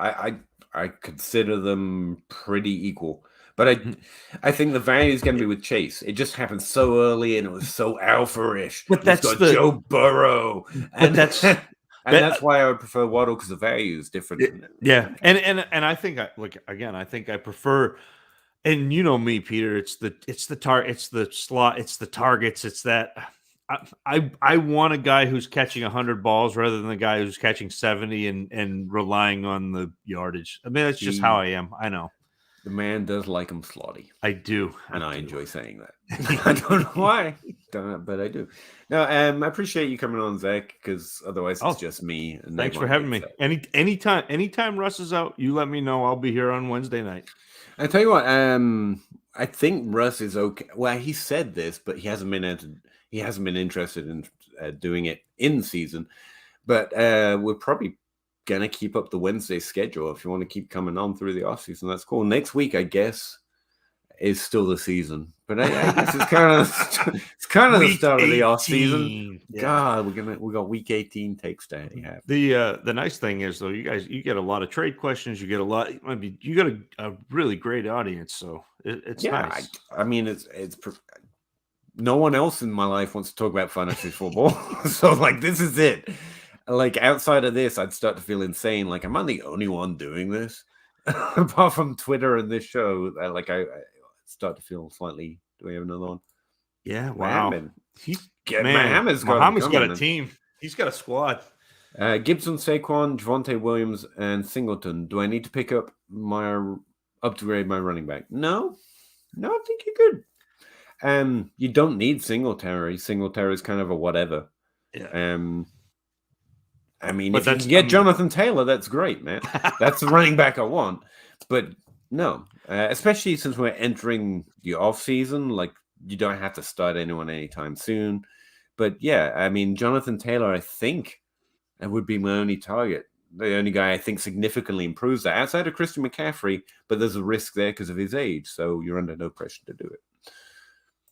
I know it's frustrating. Mohammed's like, what do I do then? I've got all these good players. I'm like, you win. That's you have a dynasty. Tell people your roster, dude. They'll be impressed. And keep grinding, keep looking at those trades. Don't get me wrong, but yeah, your team looks like it's set up for next year already. Mine aren't. So, like, good job, Joe. Looking forward to 2020 class reviews. Me too. I've been trying to figure out. Like the college season isn't finished yet, right? They're still doing bowl stuff. Bowl games, yeah. Oh, okay. So I was thinking I might take a week of not grinding sheets after the NFL season, but honestly, I got to get on rookie content earlier this year. But I'm still trying to figure out my schedule. Put it that way. Goodbye. Happy New Year. Happy New Year to you. Happy New Year to everyone. I really appreciate it. I got to let Zach get out of here, and also me, because honestly, for the first time, I'm like, I'm not up to staying up to 3 a.m. today. I'm just not feeling it. You're getting old, Peter. You're getting old. Mm-hmm. I think lost so. that edge. It's the age cliff. I mean, you don't know when it's going to happen. But one day you just plow right into that. I think they put you on a nice float now. But yeah, I appreciate you all. Thanks very much. We'll talk to you again next week. I'm actually started streaming Monday and Tuesday. Kind of happened randomly, but then I made a schedule and posted it on Twitter. So now it's forever. So I'm kind of streaming, but that's more early morning when I come in to do data collection, and I get a little time to play with stats anyway before the family really gets active. So yeah, I've been doing that too. So yeah, you can check me out these same places, but it's a lot less fun because it's just me and mostly looking at a spreadsheet. How much fun that is. But feel free to come by and ask me questions there anytime. Otherwise, we'll see you at 9:30 exactly. I can't say ish. It feels like a branding issue. 9:30 every Wednesday. And yeah, thanks very much. Oh, wait. I agree with often with wrong, Johannes, but I do Peter's enjoy the rookie coverage. content. Awesome. Do I think Russell Wilson would go to a different team? Honestly, no, I don't think so. He could, but I'm kind of, especially with trades and who's going to be on what, I'm kind of I'll know when I know. Before the last couple of years, I would have said no, because it's hard to move NFL contracts. The last few years, teams have been a lot more dynamic about, yeah. And so it could happen. The Giants are dumb enough to do that. That's fair too. Yeah, it's possible. But that's how I play it. I'm kind of a wake me up when something happens when it comes to trades and roster movements. Pat Coughlin, how you doing? I appreciate you guys. Where do you value Bateman? It's a good question. I have a feeling I'm going to be lower for the first time on Bateman than most people because right now he's moved up, I think, into the 4th round. Last ADP I saw. And the only issue is like Devontae Smith and Elijah Moore, who've both had quote unquote better rookie seasons, are below him. And I don't understand that value difference. And so it puts me on those guys over Bateman. However, he's worth 2 first-round picks very easily, even if they're mid to high first-round picks for me in a non-super flex. He's a 4th-round startup draft pick probably, and I'm really high on him. I like him a lot. I think he probably gets up close to the 3rd round by the time it's all said and done. Yeah, and yeah. First-year analysis is pretty simple. You'd look for them doing decently, and if they're over that, they're just good. So it's not like Bateman was below Elijah Moore, therefore he's bad. It's just they're both good, and one's coming cheaper. So, or one, I guess it's the Jets. The Jets do suck, and I think that's fair. And Baltimore is great, but I also would expect that roster to balance a little bit more than it did this season, even though they're perfectly capable of this in terms of their rush pass balance with Dobbins coming back. But yeah, I don't think that matters to either Andrews, Bateman, or Brown. I think they're all capable of being fed. It just won't be the ceiling we've seen overall in pass attempts so far this season. But yeah, that's where I'm at. I'm curious to see where everyone else lands. If you're asking me where he is going, Zach's probably right. He's going to get pretty close to that third round startup picks. All right. One more time. No, we're going to go. Really appreciate it, guys. Again, keep asking questions. Come back again next week or see me Monday and Tuesday. Save them up. We've got a long off season, and I'm going to need people to talk to. Let's face it. So appreciate you all. Thanks again, Zach. And we'll see you next week. Look behind. No, it's not the same with that, right? You know?